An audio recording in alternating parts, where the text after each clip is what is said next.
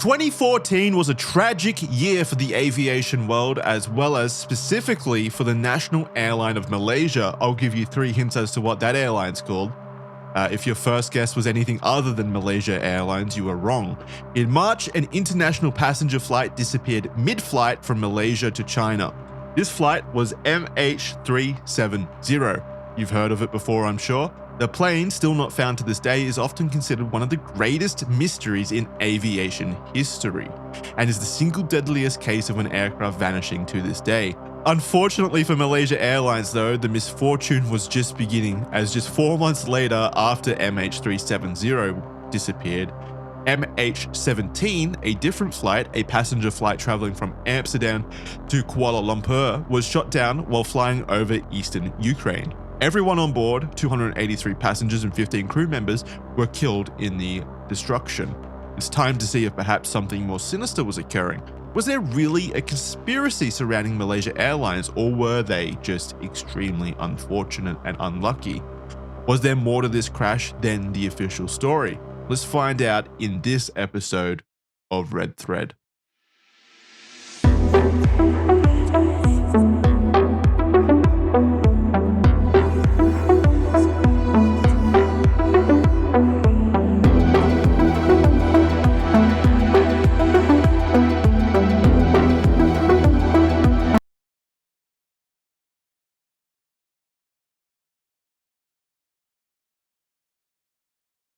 Welcome, Jordan, to this episode of Red Thread, this ill-timed episode of Red Thread. We're doing a bit of flying in the upcoming weeks, so I thought, what better way to get myself ready for about 8 international flights than reading about stories of planes going down. I don't know why I keep doing that. Every single time I have a flight coming up, I can't help myself.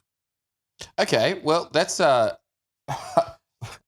didn't know that you did that. But yeah, you're doing it. Well done, Jackson. Thank you. It's such a weird quirk of mine. No matter what, whenever I literally do it on a plane, like, which is probably at all not the best visual idea. Like, it probably paints me as an insane, unhinged individual, like sitting there on a plane reading a book about like the biggest aviation disasters in modern history. You know, things like that. Do that. I do, because it makes me feel it makes me feel more comfortable knowing exactly how things have transpired in the past. I don't know, it's not necessarily like going to be a useful thing. Like if I notice that, you know, the plane's going down, I'm not going to be able to spring into action and save the day or anything like that. But it's just no, this, that's like, not on the menu, is it? No, it's not. We're doomed. But at least I'll be able to like go, I know what's happening right now. Instead, it's probably this. So you just want to feel smug in your last moment. Yeah. I don't know. It just makes me feel more comfortable knowing, at least.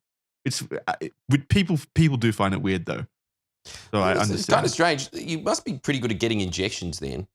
You'd be staring straight at the needle. Oh yeah. Do you look away? Oh, always. Are you afraid of injections? I'm scared. So really scared of needles? No, I'm not scared of it. Look, but it is quite intrusive, isn't it? At the very least, you have to say it's not natural to put a very, very tiny piece of metal in your arm and then watch blood go through a plastic tube that's yours. It does, like, I don't know. What? So you're fine with that, are you? I mean, I don't like put my hand up and say, hey, let's go get an injection today or anything like that. It's not like I'm a fiend for injections, but yeah, it's not quite odd because I wouldn't be surprised if you did. It's not something that I'm like, I don't get scared about it. I don't like shake in my boots about getting a needle. Although I will say one thing that terrifies me is the ones with like the giant needles that they shove in your spine or whatever to get like the spinal tap fluids. Oh, not the spinal fluid. That's terrifying. That or, how's this one, Jackson? Try this one on for size. Those really long needles they put in your ear to take out pus. Or how about when you put a Nintendo DS stylus up your penis hole? I don't know how anyone... How could you do that? You sound offended. I just don't know how it's possible. It's freaking me out. With a lot of training. It's not really medical or anything like that, but it's fun. Anyway, back to the story. Dude, you're such a man, Jackson. Yeah, I am a champion. I'm a big fan of Nintendo. On board MH17, a Boeing 777, there were 27 Australians, that's our kind of people, 4 Belgians, Nice. 1 Canadian, 4 German, 12 Indonesian, 43 Malaysians, 193 Dutch, 1 New Zealand, 3 Filipinos, and 10 people from the United Kingdoms. The captains, Wan Amran Wan Hussein, 49 years old, and Eugene Chu Jin Leong, 44 years old, and the first officers, Ahmad Hakimi Hanapi, 29 years old, and Muhammad Fideus Rahim, 26 years old, were definitely not novices. Captain Wan had flown a total of 13,239 hours, with nearly 8,000 of them being on specifically Boeing 777s. Thinking about that amount of time, how in the grand, what did they say? Like you need 200 hours to become an expert at something, or is it way higher and I'm getting that wrong? No, it's 10,000, not 200. Okay. Well, 200 for me. Far out, Jackson. You are very confident in your abilities, aren't you? 200 is What such is an 200? insignificant Is that amount like of getting time. your P's? It's like really That's such a small amount of time. I was going to say 100 hours initially. No, you're right. It's 10,000. I think you devote surely you're devoting more than that to like a standard TV show on HBO. And I'm an expert at them. Yeah. All I need is 200 hours. God, that would be so fucking awesome if that is all the only amount of time you needed to become an expert at something. Oh, that'd be 200 sick. hours. Could like yeah, I bang it can't over in wait a until we get fortnight. assisted microchips so that we're sort of electronic bikes getting pushed up a hill. That'd be so much better. You That have would be enough so time exciting. to be a world-class engineer and beat slam poet in French. You could do it all. I agree, but also it kind of like if everyone can become an expert in something in 200 Then no hours, one's an expert. like what does it even mean at that point? Yeah, I suppose. Captain One spending 13 hours, 1,300, just 13 hours, 13,000 hours of his life dedicated to the art of flying just this one specific plane. Sorry, 8,000 hours flying this specific type of plane. Yeah, he's an expert in that, and that's impressive.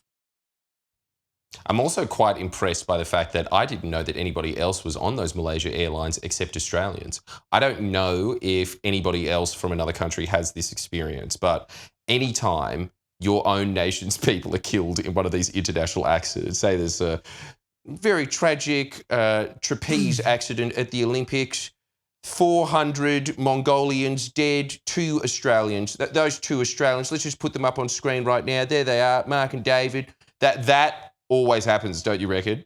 I never even thought about there being anyone else on it except for that handful of Aussies. Yeah, there were a lot of other people on there. You fucking dick. There's so many other people on there. All right, well, I feel like that's quite uncalled for, but all right. I get it. Like the nationalistic sadness that, oh man, that could have been me, or that could have been someone I knew, or that could have been a family member. Yeah, I get why it matters more to countries when it's shown that like their own people were on that plane, and you like lose focus on everything else. But to an actual nice person like myself, it's all meaningless, Jordan. They're all human Lives beings. are lives. It's all sad. Yeah. Thank you for putting it You all are in a context, dick. Jackson. Everybody listening to this podcast, I assume, should be ashamed as I am. Exactly. Thank you. Put Yep. yourselves in the correct places there. Feel bad about it. Well below Jackson's feet. Of caring about human beings in general. What a hero. Captain Chu had amassed 12,385 hours of flying in total, 7,303 of them being on the Boeing 777. Between them, officers Ahmad and Muhammad Fideus had a total flight hour of 248 hours, with 523 of them being on the Boeing 777. That's all to say that these were very experienced pilots, all 4 of them involved in the flight. Most of the passengers aboard were families and kids, with 20 family groups in total being on the plane, and 80 of the passengers were under the age of 18. That's extremely sad. Of the non-family groups, a lot of the passengers on board were also researchers and healthcare workers who were heading to an AIDS conference in Melbourne. No. We could have cured AIDS. What an unlucky flight to crash. I was going to say, that's so sad that this was the AIDS flight and it's possible that they were carrying the cure for AIDS, or at least one of them was.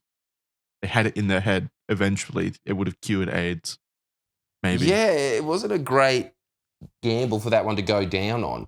It really should have been a plane flight to Vegas or something, shouldn't it? It's... Yeah. If you're going to do important things like that, like jamming everyone who knows how to cure AIDS onto one flight, maybe make them take a boat or have a contingency plan. I hope that they like recorded all of their information about AIDS, like their whatever information that they had. They probably did, right? That's what scientists do. They don't just carry it around in their brains. They write Jackson. stuff this down. Was several years ago. I don't know if the internet existed. No backups. Yeah. You don't know how AIDS research works, okay? AIDS research so, set back you might hundreds care of more, years but you're now. also very ignorant of how the world works. MH17 departed from Schiphol Airport in Amsterdam at 12:31 local time on 17th of July 2014.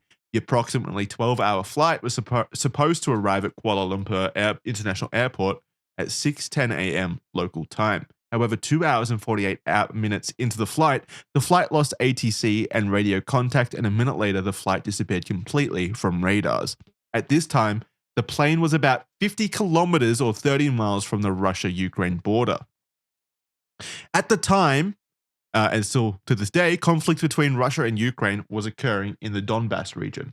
There is, of course, still ongoing conflict between Russia and Ukraine at the moment, but the Donbass war was a phase between April 2014 and February 2022 that precluded the current Russo-Ukrainian war. There were a few airlines that, due to this fact, were avoiding the eastern Ukrainian airspace due to concerns over safety. The choice to avoid this airspace first started in March of 2014 and was made by airlines that included British Airways, Qantas. Yes, national pride. We made the right choice. Oh, go you shit service, you. Qantas fuckking sucks. Qantas sucks. If you're listening to this, everyone Qantas, hates Qantas not a fan unless of you're from Qantas. another country. I Then hate it's great. Maybe it's like that for all international carriers. What? Go on. Qantas has such a good reputation, but that's just from the 80s, 90s, and like early 2000s. Anything past like 2008, Qantas fucking sucks. Qantas is the worst. Doesn't it? Preach, sister. It's terrible. And you know what's even worse? We've got the budget version of that, which is Jetstar. Man, I feel like you're in one of those Mexican buses where there's a guy carrying a chicken, but you're in the air. I would probably prefer to take Jetstar at this point over Qantas. All right, well, now you're just being controversial for no reason. I'm serious. At least it's cheaper. Inflammatory remarks. Yeah, that's true. Qantas is like the most expensive airline in Australia, and it still feels like I'm flying a budget airline a lot of the times when I'm on Qantas. It's quite sound reasoning. Virgin in Australia all the way. Yeah, Virgin's easily the dominant key player there. I also do like the fact that the owner of Virgin reminds me of Austin Powers. That's a plus. It's not enough for me to buy a ticket for them. They've definitely earned it. You know, and this is going to destroy your whole fucking perspective on the planet currently, so be careful. I hope you're holding onto your seat. Virgin Australia isn't actually owned by Virgin. Tell me more. I know that we've got another airline to be shitting on today, but that's going to have to take a back seat. I think during COVID, it got gutted and bought out by like financial institutions or whatever. But before that, I'm pretty sure it was owned by a consortium of like Asian companies. I'm pretty sure. Let me have a look. So Richard Branson still just owns his record store in Brighton. I don't know what he actually owns. I don't know what he actually. Yeah, I don't think he had any part in Virgin Australia other than lending out the name, basically. Well, that is earth-shattering, I've got to say. Look, I was surprised Jackson, when I learned that. I now understand the level of empathy that you have for all of those people that died on that plane crash, because I'm very sad about the fact that Virgin is not owned by Austin Powers. I don't even think he knows about it. What do you mean he doesn't know about it? He doesn't know that Virgin Australia exists? No, I think he would be very surprised to learn that there's a airline operating in Australia with the Virgin name. Yeah, actually, maybe. It's not very shagadelic of them, I'll tell you that. He's too busy doing Austin Powers shit. You'd have to imagine that he does, don't you? He'd always be at some 60s party with a martini in his hand, shagging many women with that beehive haircut. I get massive swinger vibes from him. Massive. And it wouldn't even be weird, don't you think? Even if you were in an orgy with Sir Richard Branson and he was like feeling you up as a guy, just like, don't worry about it, baby, it's just swinging London. And you'd be like, yeah, I guess this is pretty quote unquote shagadelic. Just be fine. This feels right. The billionaire who shagged me. You're so right about it. It doesn't feel weird at all. No, I'm not even gay, but it feels right. It feels good. It's always a good sentence when you have to start it with "I'm not even gay." Yeah, it is. Anything you say after that, what a capper. To restart that sentence, the choice to avoid this airspace first started in March of 2014 and was made by airlines that included British Airways, Qantas, and Cathay Pacific. Do you know where Cathay Pacific is from? Is it from Hong Kong? It's got to be somewhere in the Pacific, surely. Wow. Very intuitive, Jordan. Now find Cathay. Yeah, Cathay. Isn't it Hong Kong's airline? That's what I thought. But they also do have a Hong Kong Air. Yeah. I was asking you a genuine question. I think it's... Oh, I thought that you were asking it as if you were the host of The Chase. Let me look this up. I'm pretty sure it's Hong Kong. Yeah, it's Hong Kong. That was great. I was so getting prepared for it. That's incorrect. And all I got was, I don't know either. Yeah, please tell me. I need to know. What a host. Of course, avoiding Ukraine and Russian airspace would add flight time and cost for airlines, so this choice wasn't made by all airlines, nor was it mandated. Ukrainian Air Force aircrafts had been shot down in the area leading up to the tragedy of MH17. The airspace above the MH17 crash zone, Donetsk, was managed by Ukraine.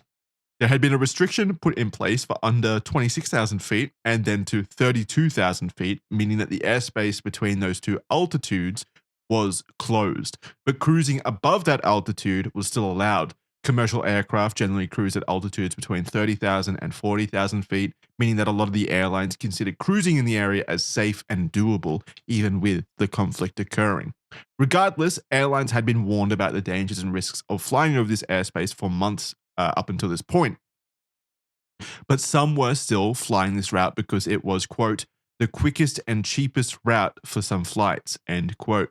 Airlines pay for the use of airspace, often called an overflight fee. Around 300 commercial flights were still traveling over eastern Ukrainian airspace before the flight, most choosing to cruise at around 33,000 to 37,000 feet high. Even after the crash of MH17, airlines like Singapore Air and Kazakhstan Air continued to use the same flight path, but ultimately, on the 17th of July, just after the crash, Ukraine fully closed the airspace to civilian aviation.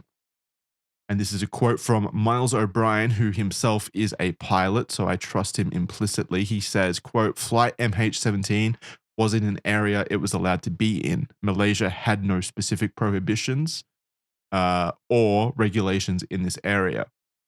Everyone wants to avoid Iran airspace, so for most European capital cities to Southeast Asia, the most direct route is over Ukraine.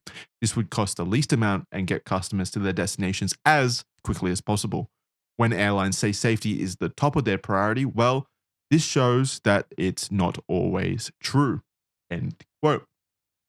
And yeah, I mean, it's just, of course, we see a lot of airlines fly over places that are, are currently in active conflict because when you start to deviate from the most optimal path for airlines, it becomes very prohibitively expensive for the airlines, which leads to ticket price increases, which, of course, in a free market mean that the competitors start to look a lot more attractive. So it's a very, it should be an easy decision, right? Do not fly over a place where there is currently missiles exploding in the sky. But this decision is very difficult to the people with business MBAs. So that's why we get situations where planes do still fly over active war zones. Well, I imagine you can understand why Kazakh Air would want to offer a budget ticket, but Singapore, I would have expected Singapore better from Airlines them. was surprising to me as well. I thought they would be very proactive about something like that. They have a very obviously a very strong reputation for being a very safe and almost upper class airline. So I was very surprised to learn that Singapore Airlines also chose to continue flying over that airspace after a other plane had gone down. All I can say is good on Qantas. They made the right decision there. That at least they've got that kind of reputation for making good safety decisions, which they do. I think Qantas is one of the only airlines that has never had a fatal crash, right? I've heard that. I have. It's incredible that is advertising. It's a very terrifying way of. You never see that with car ads, do you?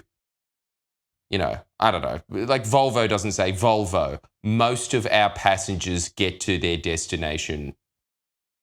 That's not really a selling point. But with Qantas, I've seen that before. It makes way more sense in an airline as a marketing point. People are very nervous about flying, obviously, for good reason, because it's not a fender bender that you're getting into when the plane when a plane crashes. It is almost universally fatal. But even then, it's sort of scary. It's a scary situation. Don't you think you're still saying Qantas? Everyone survived so far.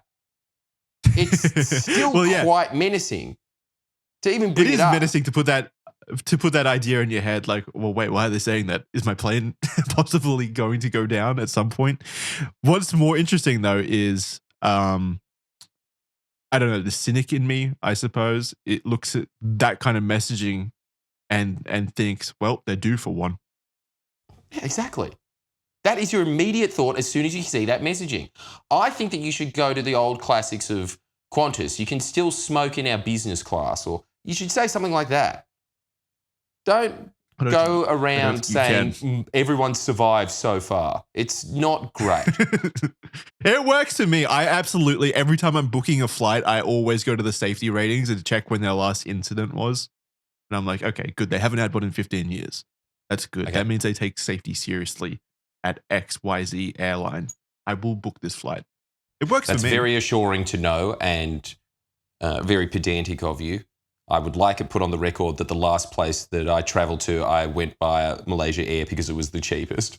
And I was well aware of the record. I would probably fly Malaysia Airlines now, honestly, because since then they've had a pretty good reputation for taking safety seriously. I mean, it's the only way they were ever going to be able to survive that reputational damage was by taking safety very seriously. Totally. But I think that it's probably pretty safe airline now. In fact, I think that it's better for them to advertise it as opposed to Qantas because it is front of mind.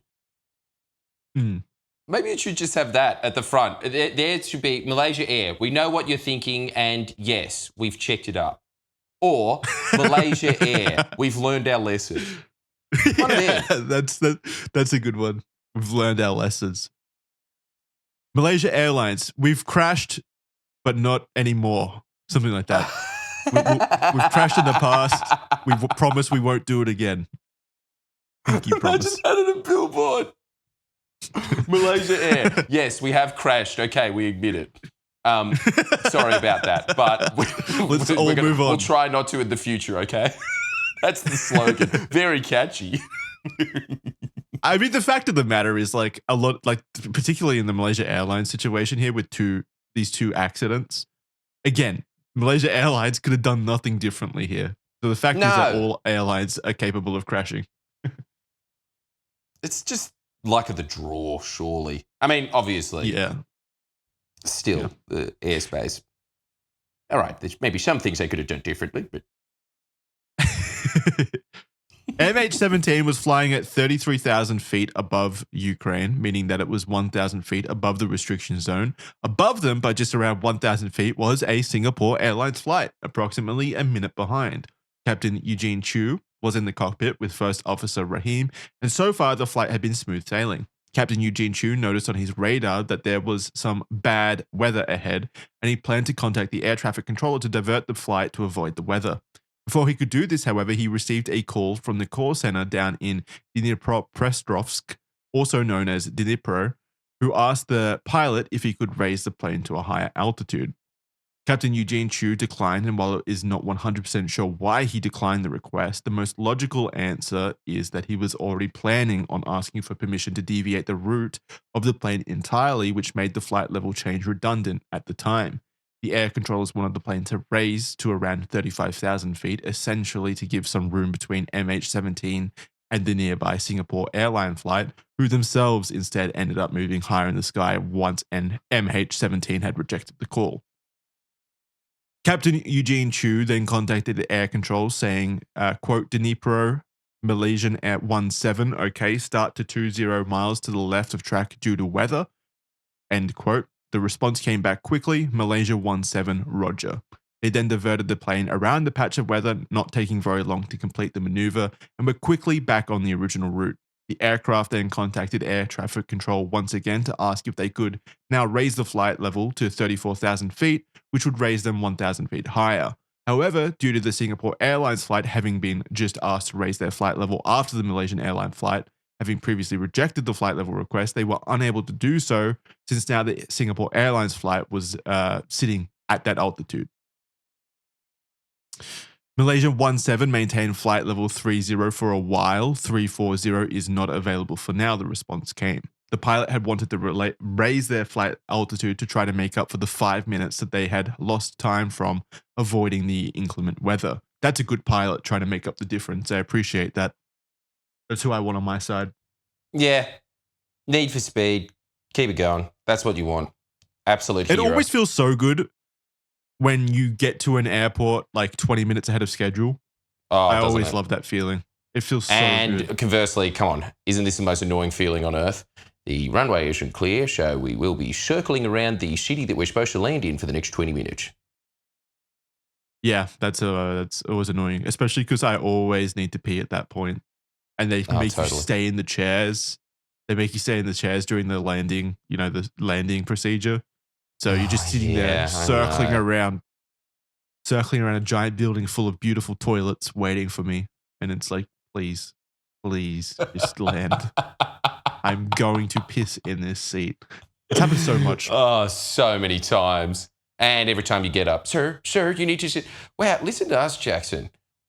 It's us with our 90s comedian observations about air travel. I didn't realise that we travel so much, but this is a huge part of our lives, isn't it? It is, Must be very interesting to most people that probably only go to Hawaii once every 2 years. But I'll tell you, flights do get annoying after a while. They really do. It is a weird thing. I do remember when I used to hear people complaining about flying, I used to think, what are you talking about? That sounds like the most magical life imaginable. You're a bird most of your life. You are a transformer bird. And let me tell you, after doing it so much, I wish I was one of those other transformers that transformed into a rhino instead of a bird. That's my thoughts on it. My very accurate thoughts. Thank you. I'm wondering if you chose that observation to perhaps relate to me and my love for Transformers. I do appreciate it. Inserting Transformers. But do you love Beast show. Wars, and are Beast Wars the same as Transformers? Because if you say that they aren't, then I assume you're lying. I actually don't know anything about it. I'm a fake Transformers fan. I don't know anything about it. Don't ask me questions. No, ultimately, the flight level change being rejected wasn't too big of a deal, so now they focused back on being transferred from Ukraine airspace to Russian airspace. Even throughout the conflict, the two countries cooperated with each other when it came to commercial aviation.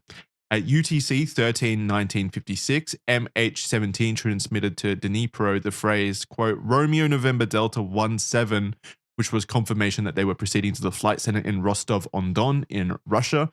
The Dnipro responded seconds later affirmatively saying, quote, Malaysian 17 after Romeo November Delta, expect direct to Tikna, Tikna. Tikna is a waypoint located nearby, which is what pilots and flight controllers use for navigation. Think of them like giant in the sky highways, basically. Sky highways that route to each other to create paths for the airlines or the pilots to follow. I like. The flight controller noticed that there was no reply, which was odd as pilots are trained to relay information back to flight controllers for confirmation that both the pilots and the flight controllers had shared the correct information and understood their communication. The flight controller, already sensing something was wrong, quickly checked their radar and saw that MH17 had completely disappeared from the radar. What was left was what they call a synthetic track, which is like a ghost track that simulates where the data point that had been there would be traveling. MH17 had vanished, much like MH370. Less than a minute later, they tried to make contact with the flight again. Quote, Malaysian 17, how do you read me? No response came. They continued. Malaysian 17, Dnipro radar.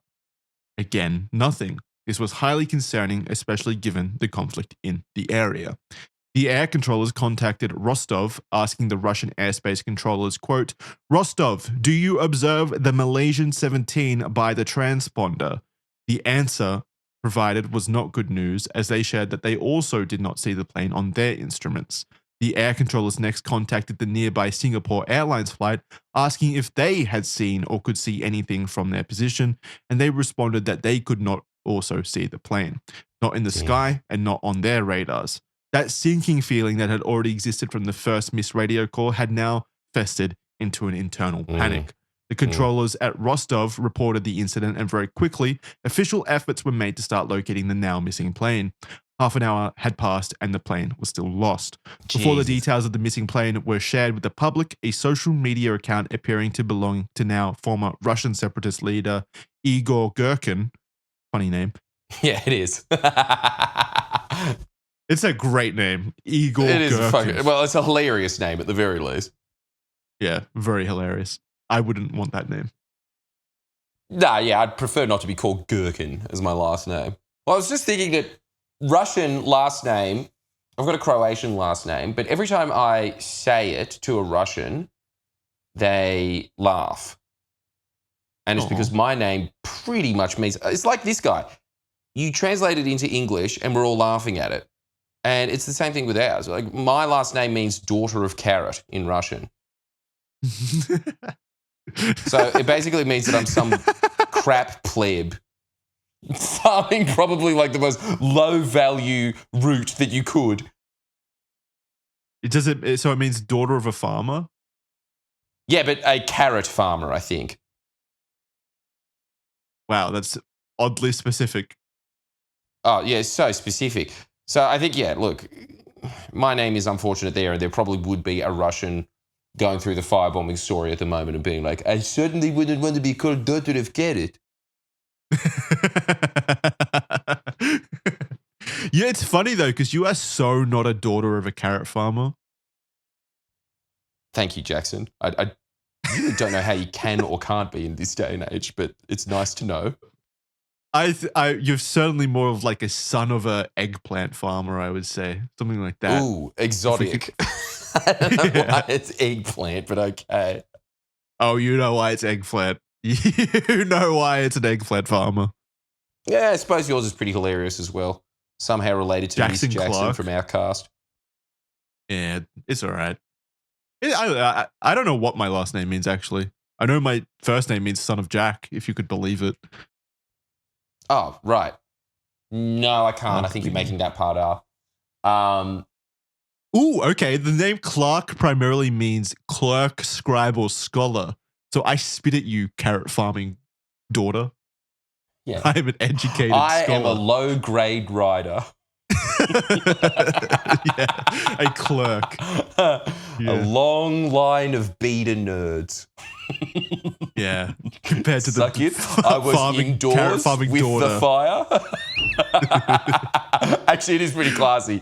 Son of a bitch. Oh, that's so annoying. Yeah, you are. I thought that it had something to do with just like, the founder of Clarke Rubber, Jackson's long-lost grandfather. When I was a toddler, I did think that we owned Clarke Rubber, and I was very sad when I found out that wasn't going to be in my inheritance. Oh well. I feel like there would have been some signs, some discount large novelty thongs around the house that you use as inflatable pool devices. You would have had some kind of freebie given if you were a distant relative to it. But, how are you to know? You were only 2. Americans need to look up Clarke Rubber for this to make sense. And do that in your own time. Yeah, we're on the clock right now. We're talking about planes from a decade ago. This quote comes from Igor Gherkin. Quote, in the vicinity of Torres, we just downed a plane in AN-26. It is lying somewhere in the Progress mine. We have issued warnings not to fly in our airspace. We have video confirmation. The bird fell on a waste heap. Residential areas were not hit. Civilians were not injured. End quote. So that's the disappearance. We're going to take a second right now to head on over to our sponsors of this episode right now.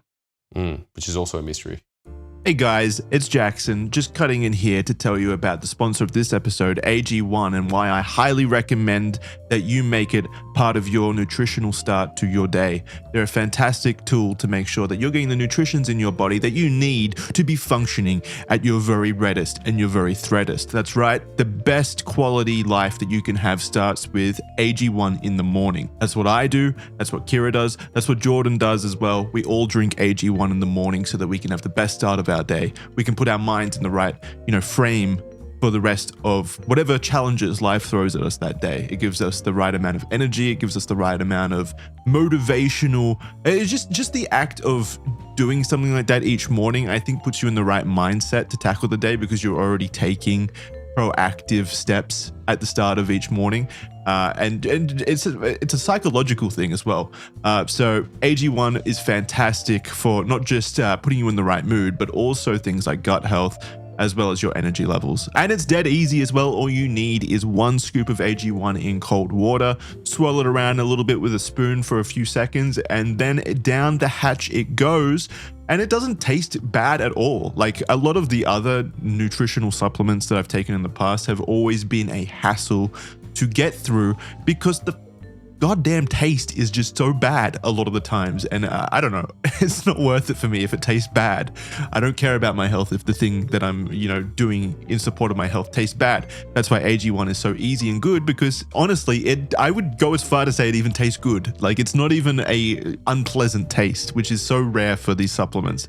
It's totally doable, which is a great endorsement, I know, but it's true. It genuinely does not taste bad at all. And I know that's a lot of the fear with supplements and stuff for a lot of people is it's just such a tedious task if it doesn't taste good. AG1 does taste good. And it's such an integral part of our daily ritual now that we're actually going to be taking AG1 on an international trip in the future because I don't want to give it up as part of my daily routine. And I feel like it will be very helpful to me on this daily trip.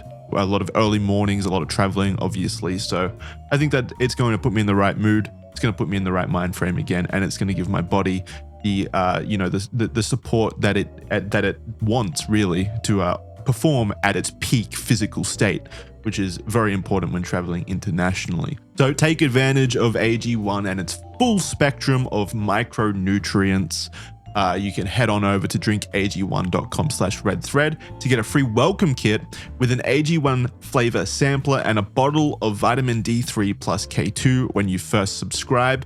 Again, that's drinkag1.com/redthread for a free welcome kit and an AG1 flavor sampler and a bottle of vitamin D3 plus K2. So a lot of extra goodies when you subscribe using drinkag1.com/redthread. Take advantage of it, try it out, see how you like it.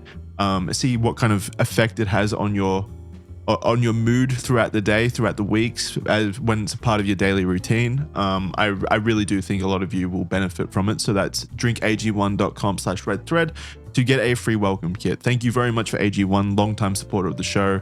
Really do appreciate AG1, so please do go try them out if you're at all interested in making that kind of positive change, or if you're someone who has perhaps struggled with taking, daily supplements or daily nutrients in that way. I do feel like AG1 is just a very easy tool to get over that hurdle to make those kinds of positive changes. So drinkag1.com/redthread. Thank you very much. And now over to Jordan. Guys, it's 2025. Waiting to go to see a doctor only when it's an emergency. Those days are over. You are no longer going to be texting, "I'm fine," and then they go numb halfway through. There's no more night sweats turning into day sweats. It's time to take your health seriously and get these things checked when they need to be checked, and ZocDoc has made that easier than ever to do. ZocDoc is a free app and website where you can check a bunch of high-quality in-network doctors and instantly book an appointment. Once you find a doctor, you can set our actual appointments. You can pick an appointment that works for you. One click, you're done. I tell you, next time I get gout, the king's disease, I will be using ZocDoc to get it sorted. So stop putting off those doctor's appointments and go to ZocDoc.com/redthread to instantly book a high-quality doctor today. That's ZocDoc.com/redthread, ZocDoc.com/redthread. Did you like that mystery being revealed? Yeah, that was a decent red thread mystery. What sponsors were we going to be covering in our little sponsor slot right there? I hope they were fun and good. If you followed the clues of it being repeated numerous times in the span of 30 seconds. Figure it out by going to their websites. Chapter 2. Unlock the clues. Now, we'll move on to chapter 2. The investigation. Very wily, my budding Sherlock Holmeses. And the official story. It was quickly surmised that flight MH17 had crashed in the area, but the cause of the crash was speculatory initially. I love speculation. Hours after the crash, the Trilateral Contact Group, consisting of representatives from the Ukraine, the Russian Federation, and the Organization for Security and Cooperation in Europe, or the OSCE. I cannot stand bureaucratic, acronyms like this. Organization for Security and Cooperation in Europe. Jesus Christ. Fucking nerds. Yeah. They held a video call with DPR-aligned insurgents, that is the Donetsk People's Republic, who controlled the area. They pledged safe access and cooperation with Ukraine and OSCE, yes, that's correct, OSCE monitors. However, the militants blocked OSCE and Ukrainian emergency teams for the first 2 days, and DPR leader Andrei Pergin later said full security for international experts would only be provided after a ceasefire was agreed upon with Kiev. Ultimately, Ukraine requested the responsibility of the crash investigation be passed on to the Netherlands as the flight departed from Amsterdam and there was a large number of Dutch people on board. The Netherlands agreed to this on the 23rd of July, just a week after the plane was downed. The separatists in control of the area had initially found the flight data recorder and the cockpit voice recorder on the 18th of July. They only handed it over 3 days later to Malaysian officials that had traveled into Donetsk, and thankfully, it appeared that there had been no tampering done to the recordings. Under the Dutch Military of Defense, representatives and special forces from Netherlands, Malaysia, Australia, and UK were able to finally investigate. Hell yeah. I love when we insert ourselves into stuff like this. It's so fucking cool. Go, Aussie. Hey, if you didn't know Red Thread listeners, that's where we're from. The land of Clarke rubber. Australia and UK. Again, look it up in your own time to get the reference. Yeah. It's a deep reference. You won't understand. Deep cut, yeah. And you don't understand the cultural significance of it anyway. By the way, Qantas is our national airline. So Netherlands, Malaysia, Australia, and the UK joined forces to fully investigate the crash site in late July. There was, of course, a bit of back and forth blaming happening at the time, with many blaming the pro-Russian separatists, while they themselves denied any responsibility after, of course, tweeting the thing that they tweeted before, claiming responsibility. The president of Ukraine at the time, Petro Poroshenko, saw the taking down of MH17 as an act of terrorism, while the president of Russia, Vladimir Putin, assigned blame back at Ukraine and their internal conflicts, which he had categorized the Donetsk war as. That very shifty Putin. As help was slowly able to approach the crash site, they were beginning to grasp what was laying in front of them. plane debris everywhere, bodies beginning to decompose, and there was unconfirmed reports of looting in the area and individuals tampering with physical evidence. We have a quote here from Malaysian Transport Minister Lo Tiong Lau, who says, quote, "Any action that prevents us from learning the truth about what happened to MH17 cannot be tolerated. Failure to stop such interference will be a betrayal of the lives that we lost.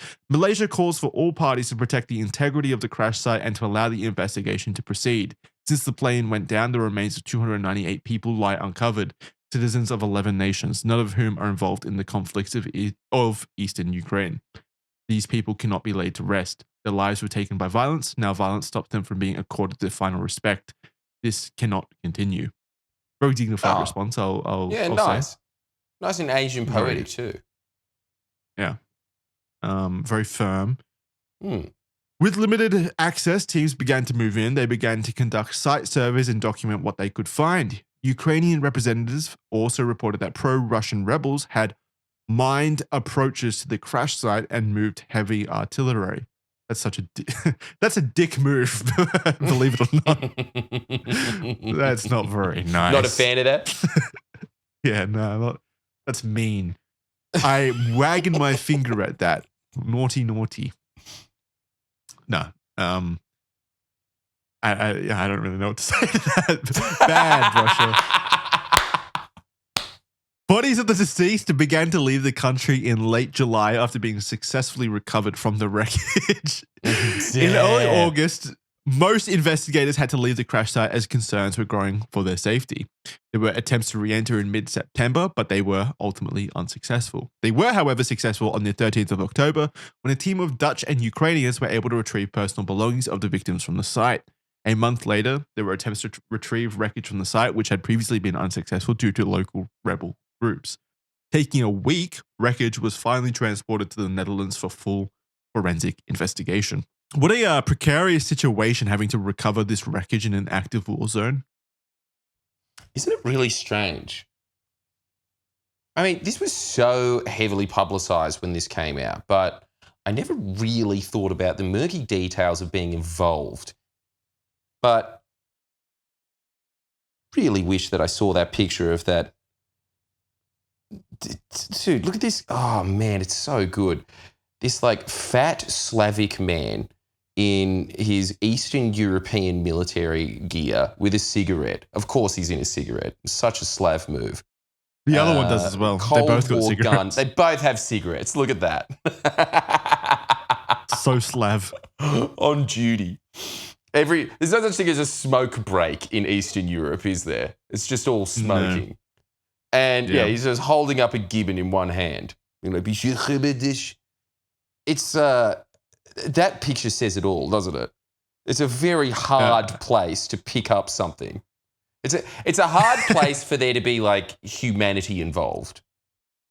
Yeah. I mean, the humanity has been beaten out of them throughout centuries. You can see it in their face. That is a hard man. He's like, what is... He's looking at this like children's toy with wonderment and amazement. Like, what is this act of kindness? This doll, this thing made for a child's joy. What is it? Yeah. It's so strange. Kids should have cigarettes and that is all to comfort them through the cold winters. Not gibbons. Yeah, it's a hard operation to really fathom having to go into war-torn eastern Ukraine and collect the deceased remains of 298 people who have already obviously suffered from not just the violent impact of the plane crashing, but also from, being out in those conditions for several nights before they could be recovered. Just, a very, very difficult situation to imagine anyone being in. And these people obviously volunteered to go do this as part of their organizations.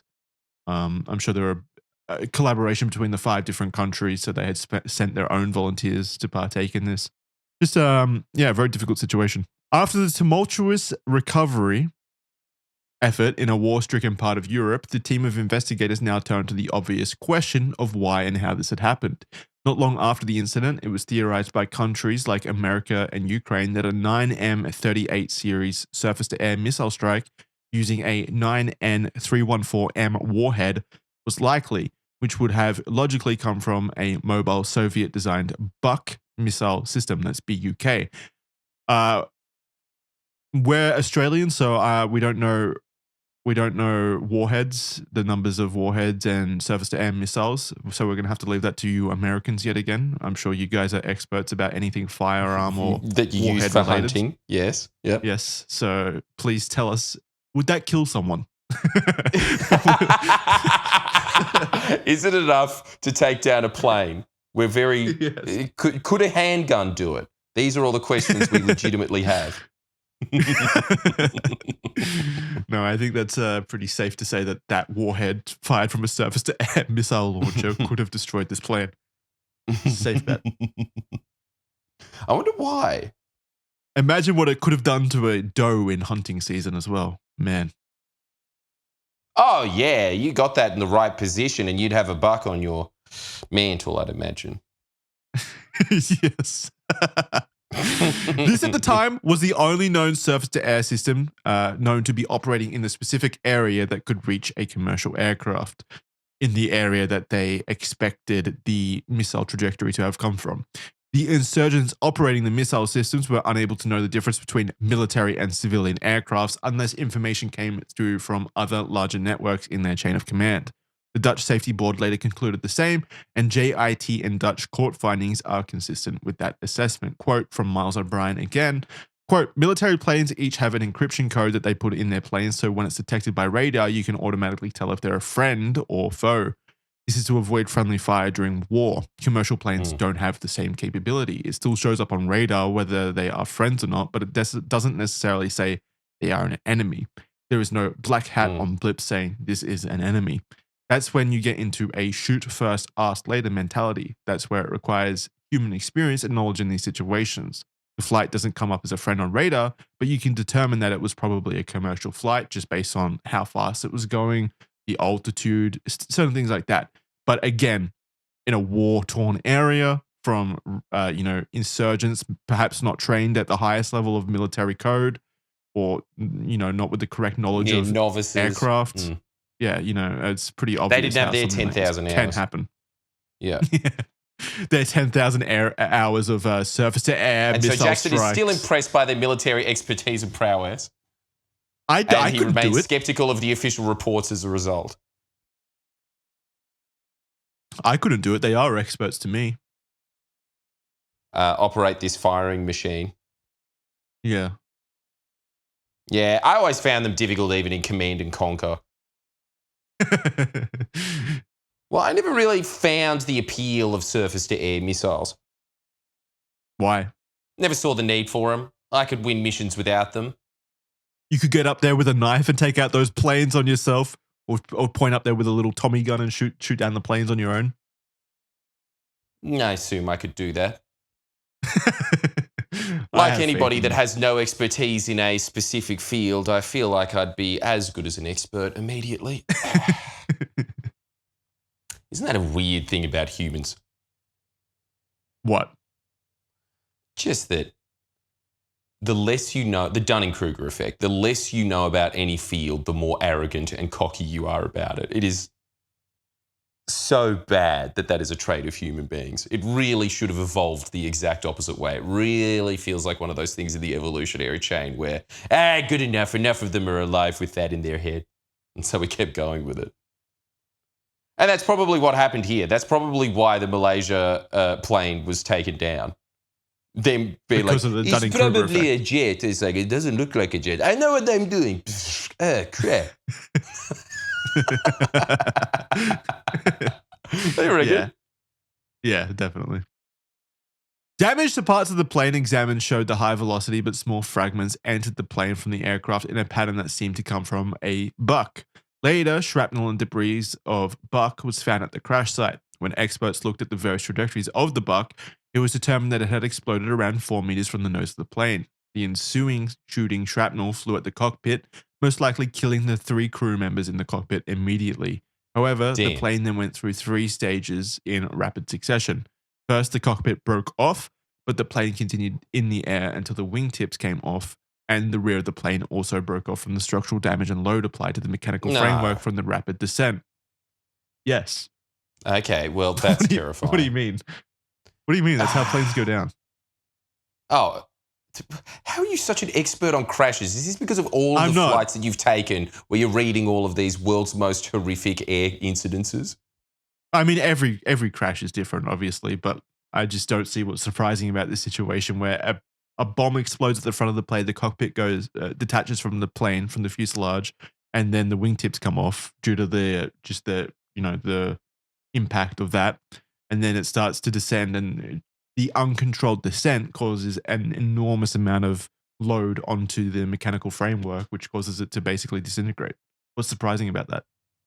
Okay, look, Jackson, this is another one of these moments where you know way more about science than I do. The fact that you're sitting there being like, well, obviously the load bearing on the plane part of the board and then the engine snapping off afterwards is logically what's going to happen. I would not be able to guess any of that, but I will say this. I thought in my head that it would have hit the plane and it would have exploded like in a Hollywood film. just it all explodes up there and like flies apart basically immediately from that explosion. Yes. That's what I thought happened. And that's why there was no debris and it took them ages to find it. And then at some point a guy picks up and is like, is this your monkey? I thought that's how it would have worked. No.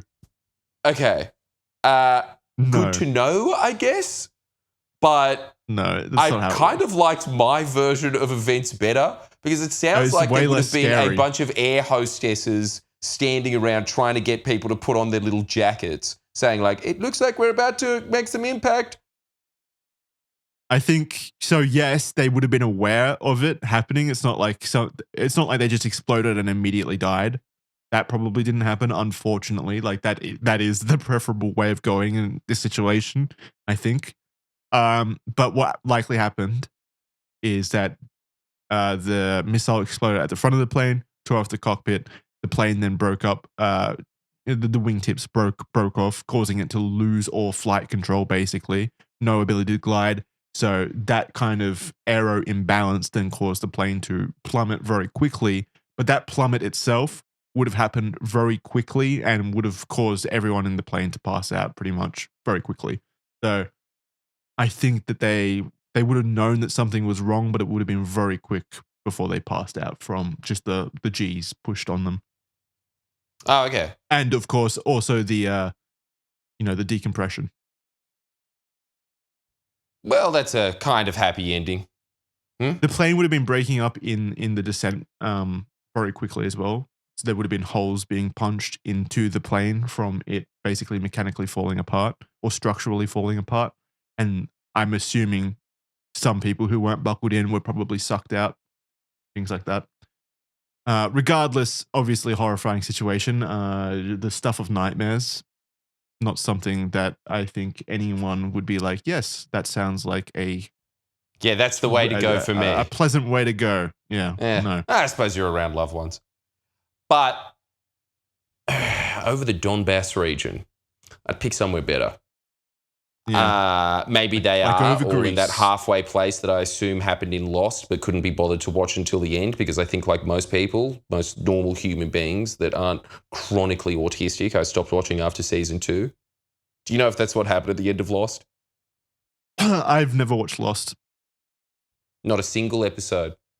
Not a single episode. I know that it had an awful ending and so I never chose to pick it up. Oh. Wow, Jackson, that is incredible restraint. Especially seeing as it was the only thing to watch on TV for a long period of time. It was but you got to remember, you're what, 45 years old? I'm only like 28, so okay, time period. Yep. Thank you for over-exaggerating my age that much. It's very nice of you. And also making me feel too self-conscious to correct it because it's not that far off. It's not that far off. No. You're 70. Yes. Yeah, basically. Yeah, give or take. It's pretty incredible that you have it's the usual back and forth of this entire podcast, which is that let's find out why Jackson would be quite good to have on your team at pub trivia this week. Jackson is, I don't as his know. name would suggest, a jack of all trades. He has enough information on a bunch of different topics. And it seems to be spurred on by him thinking about worst case scenarios and going, well, yeah, okay, fear. that would suck. I'll put this on my chart of ways that I would prefer not to die, which I have implemented into my laptop. That takes up most of the space on the hard drive. It is certainly spurred on by fear. Yes, the knowledge that I have amassed throughout my years of being alive is basically all generated from fear. Damn. The world's first cuck library. Your head.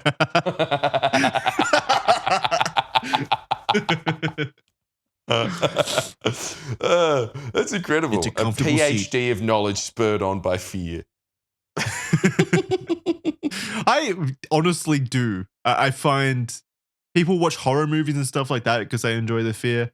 Instead, I like to look at like prion diseases and terrifying, mental disorders and things like that I'm like, this could realistically possibly happen in my life. So I need to know about it. Yeah. Yeah, but why do you want to know about it? Because in that situation, it happened so quickly. Something would hit the front of it, and then you'd be like, "Oh, I'd imagine that there was a air-to-surface missile that was launched by a paramilitary group at the front." You see, the reason that they're having these problems in this region is, and then everyone would black out.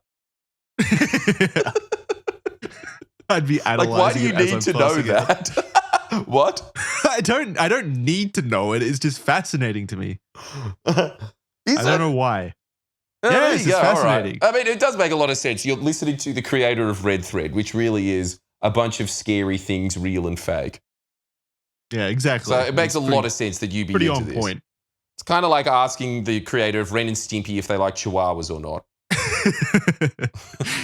I take issue with you painting me as educated on the matter, though. I'm not. It's just, I think that was pretty, like, my deconstruction of how that probably went down is pretty just like logical. I don't think you need much of an education in it. And I definitely don't know, like, specifically how many G's were applied to the metal framework or which order the fuselage broke up in or things like that. It's just like, I think the basics. So I know probably the basics of it. And there's probably going to be people in the comments, going into the details of exactly the ordering of how the fuselage broke up. Yeah, but like Jackson, that, I don't trust them because I don't know who they are. I don't know. And I know both your name and your face, so you're right. Yeah. That's a good way to live life. Trust Jackson because I know him. You're now introducing to our secondary sponsor. Jackson releasing a new version of Britannia, even though Wikipedia exists. Please buy it today. It's basically just things that he thinks the world is. Yeah, exactly. That's his encyclopedia. An encyclopedic knowledge of guesses. It's full of self-doubt as well. Like, it could be this. Yes, this may or may not be the case. Please don't use this as the ultimate text. Every disclaimer, every entry. This could be a zebra or it could be a horse that has been painted with stripes. I'm not really sure. I'm not sure. Don't ask me. Please use your own judgment. I do not want to be used as the source on this. In fact, I take issue with you using me as a source, frankly. Exactly. Why'd you buy this book?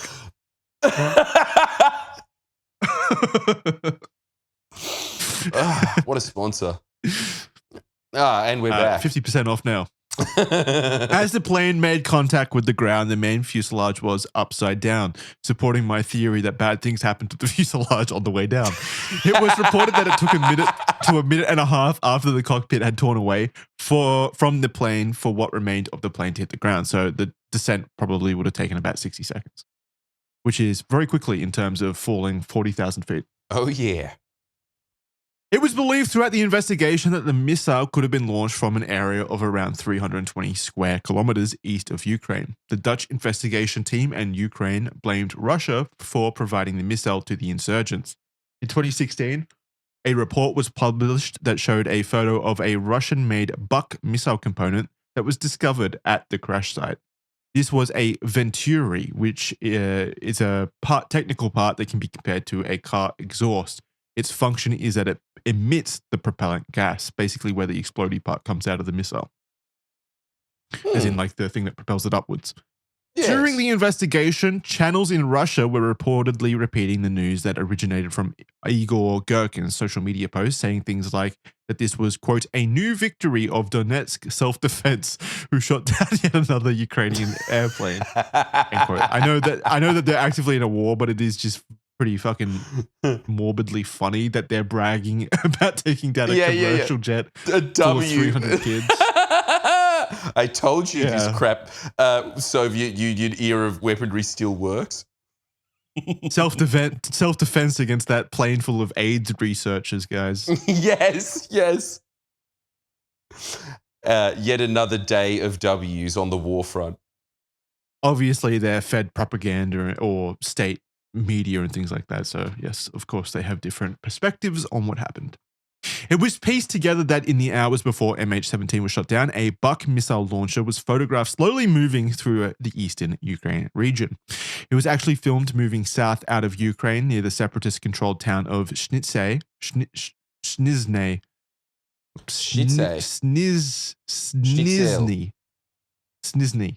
where it was then Snizhny. That's a kind of cool That's name. incredible. Yeah. Disney opened up yet another theme park entirely made out of chicken schnitzel.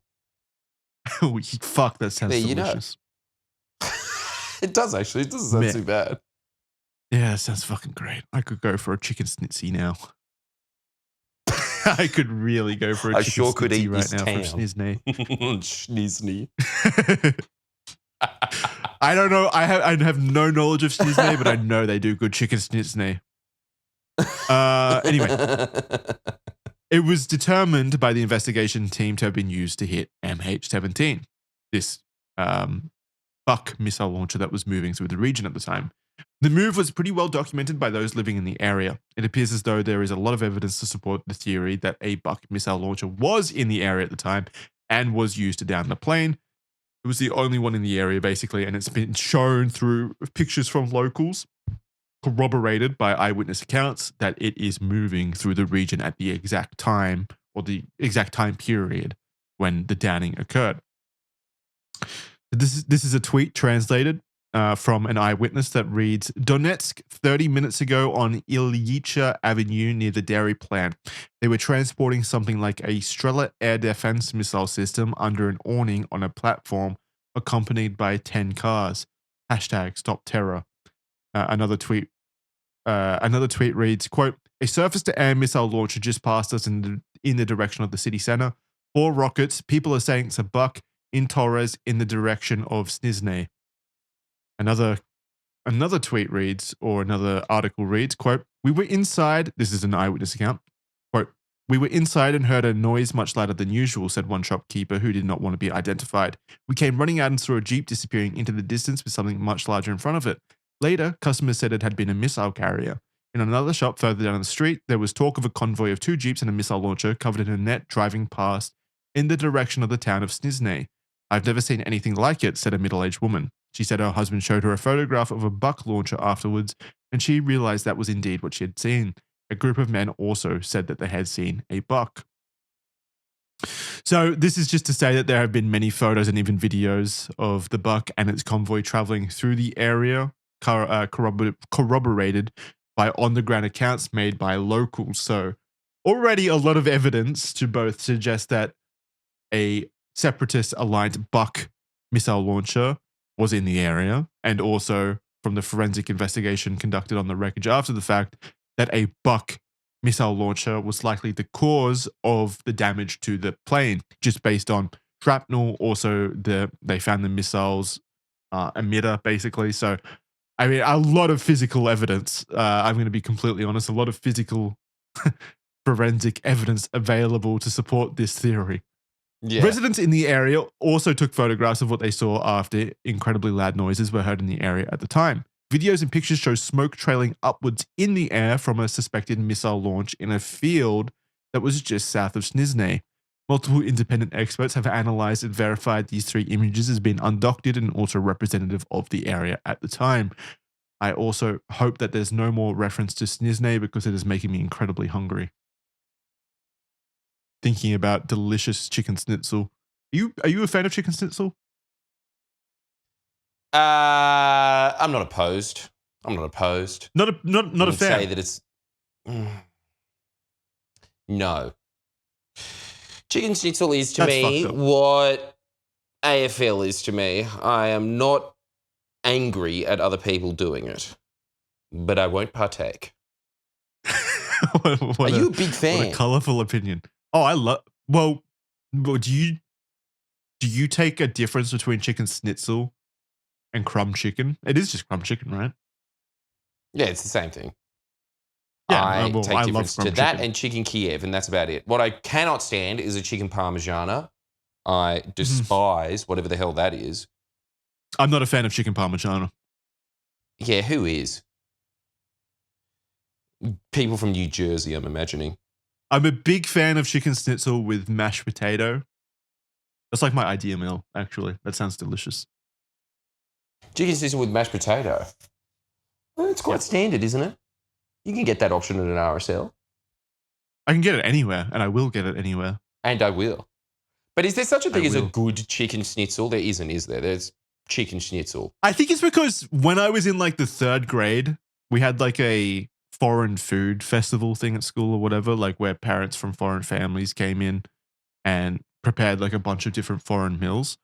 And that was the first day I tried sushi as well. And I was like, damn, this is good. But what was more good was this Austrian woman came in and made crumbed chicken schnitzel.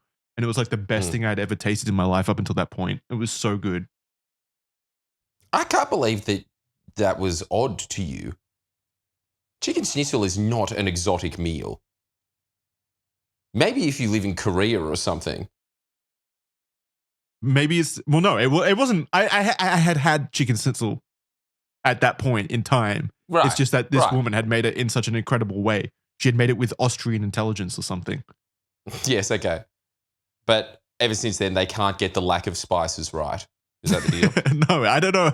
I've been chasing that high ever since the 3rd grade. But I can't find a chicken schnitzel that matches that level of quality. If there's any Austrians out there, please, I'll buy you a ticket over here. Please come make me a chicken schnitzel. Make me a schnitzel. It's different. And I assume that just because you're Austrian, you'll be able to make it extremely well.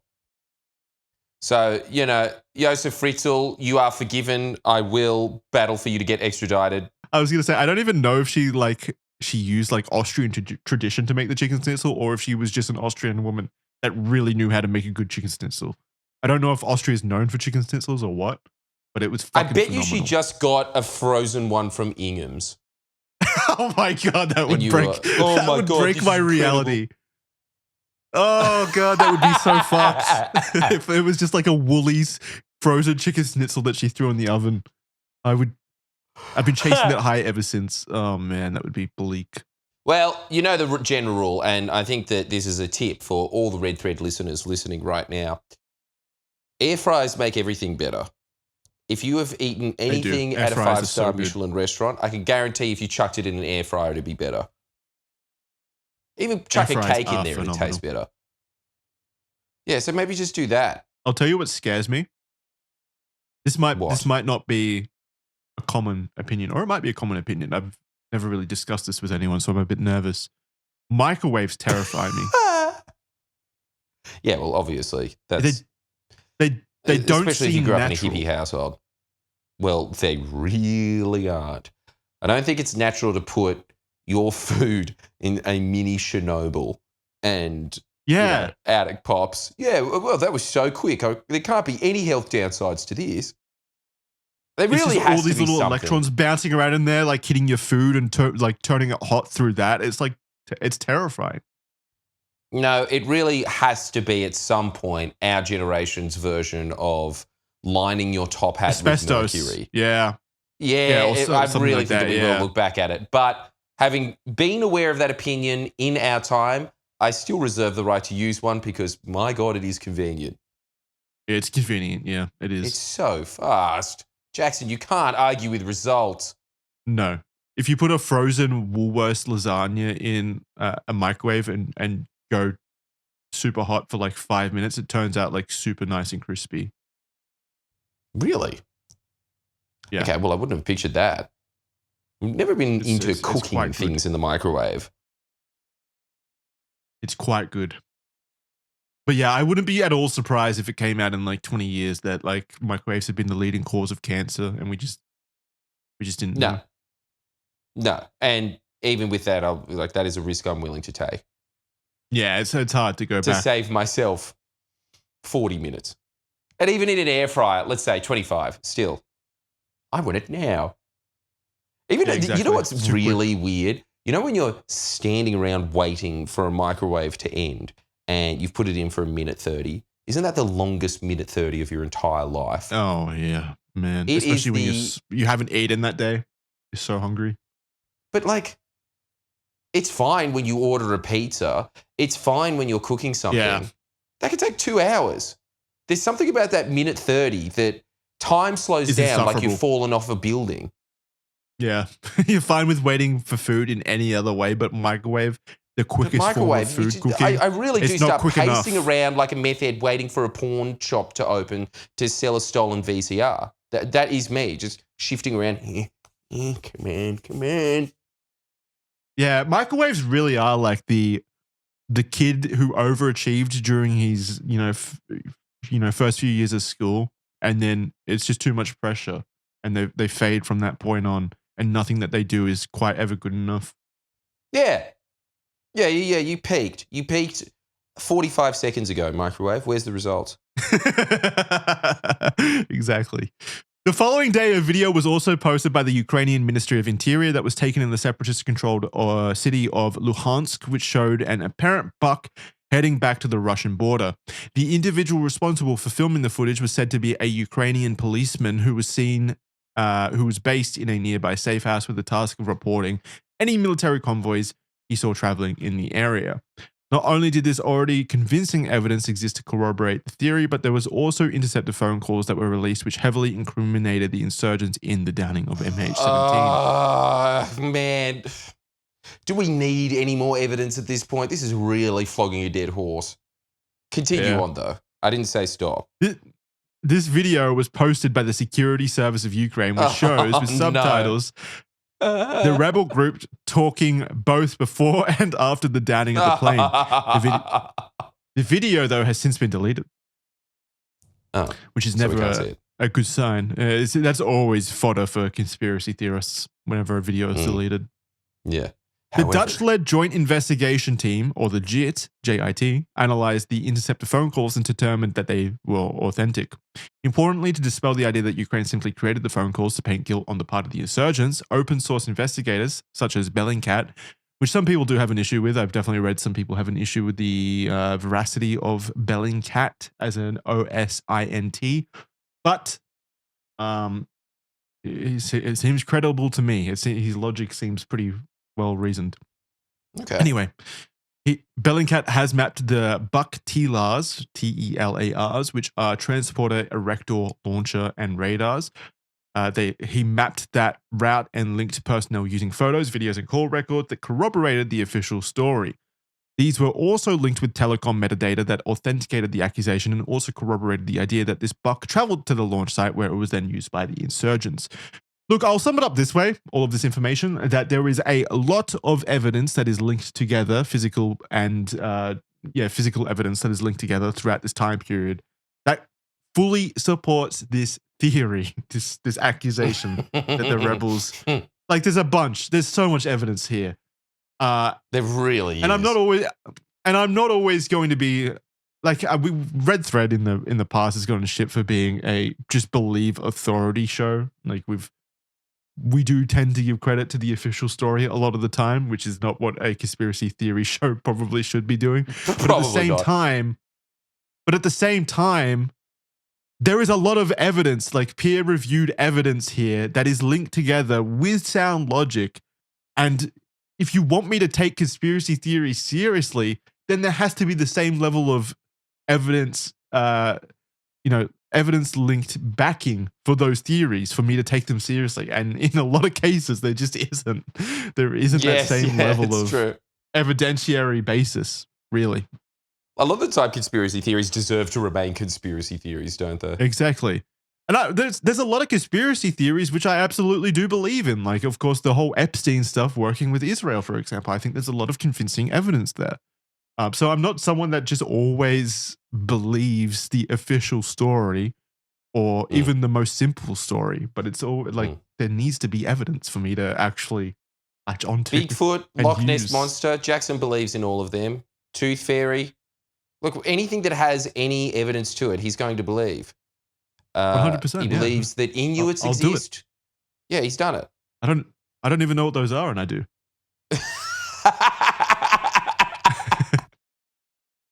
See? We're just proving the point further. You can't Everyone convince should be me. Just ashamed of convince me themselves better. for believing in these silly conspiracy theories. Let's get back to the things that matter. Do elves exist?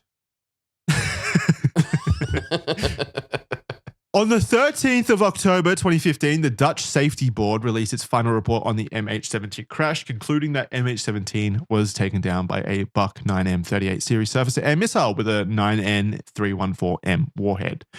They excluded meteor strikes, technical issues, bombs, or an air-to-air attack.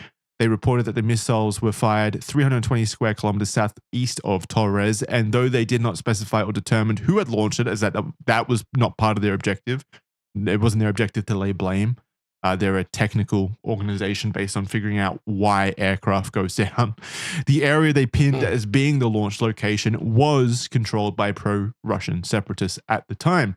The joint investigation team working on the crash, which consisted of the Netherlands, Malaysia, Australia, Belgium, and the Ukraine, announced in July of 2017 that they would prosecute suspects that they had deemed responsible for MH17 in the Netherlands. They were able to prosecute for all 298 lost souls due to the treaty between them and Ukraine that allowed such an action. 2 years later, in July 2019, 4 men were charged with murder in connection to the MH17 crash. 3 of these were Russian, while 1 was Ukrainian. These 4 men were, he makes a return, Igor Girkin, 48 years old, Russian, Minister of Defense in the Donetsk region. His call name, like the code word for him, was Strelok. Kind of cool, I guess. Strelok. Oh, what a Strelok. name. What would your call that. sign? What would your call sign be? Call sign? Yeah. What would mine be? Burning Man. Burning Man? Burning Man. That's kind of cool. What do you reckon yours would be? Legend. Yeah. Boss Man. So basic. Big boy. So boring. Brett Lee. I'll pay homage. To you. I'll be Carrot Daughter. You're going to be Carrot Daughter? Carrot Daughter. Yeah. You're naming it after me. It's an homage. All right. Jackson, It's I out of officially adopt you as my godson. After all, I am 45. The numbers do add up. Yeah, you're the appropriate age. Make me proud, son. Man. Or should I say Man daughter. number 2. Man number 2 was Sergei Dubinsky, a 56-year-old Russian man who was the Deputy Minister of Defense for Donetsk. His call sign / call name was Kamuri. Then we also have Oleg Pulatov, 52-year-old Russian Deputy of the Head of Intelligence.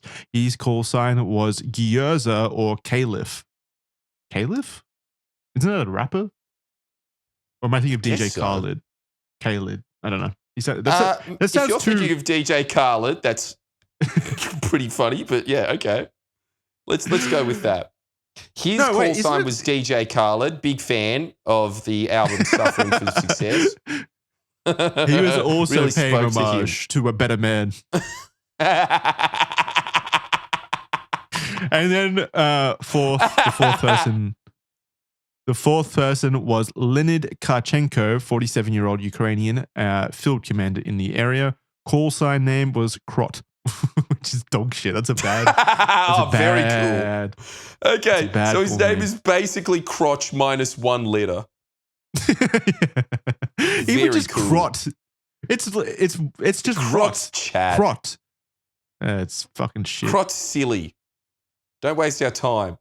Yeah, take your call name seriously, guys. Please. Yeah. That's Carrot Daughter What are you signing doing out. with your life? The 4 men were tried in absentia over the 298 deaths. International arrest warrants were issued. Those never work out well. Apparently, when Igor was asked about the trial, he responded that he, quote, he would not attend the trial because he did not recognize the court's jurisdiction over Russian citizens. He said that he was not involved in the shootdown and that he only considered the government of Ukraine to be responsible for the loss of life because, quote, only a moron or a criminal would send an airliner into a zone. Sorry, I got emotional. Into a zone of active hostilities, end quote. What do you think about that? So he just that excuse went out.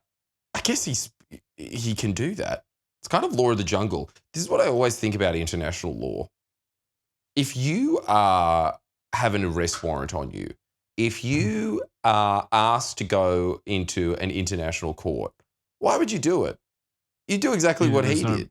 Nah. There's no reason to. What's the point? There's no reason to. Why would you go and face justice because you're a quote-unquote honourable man?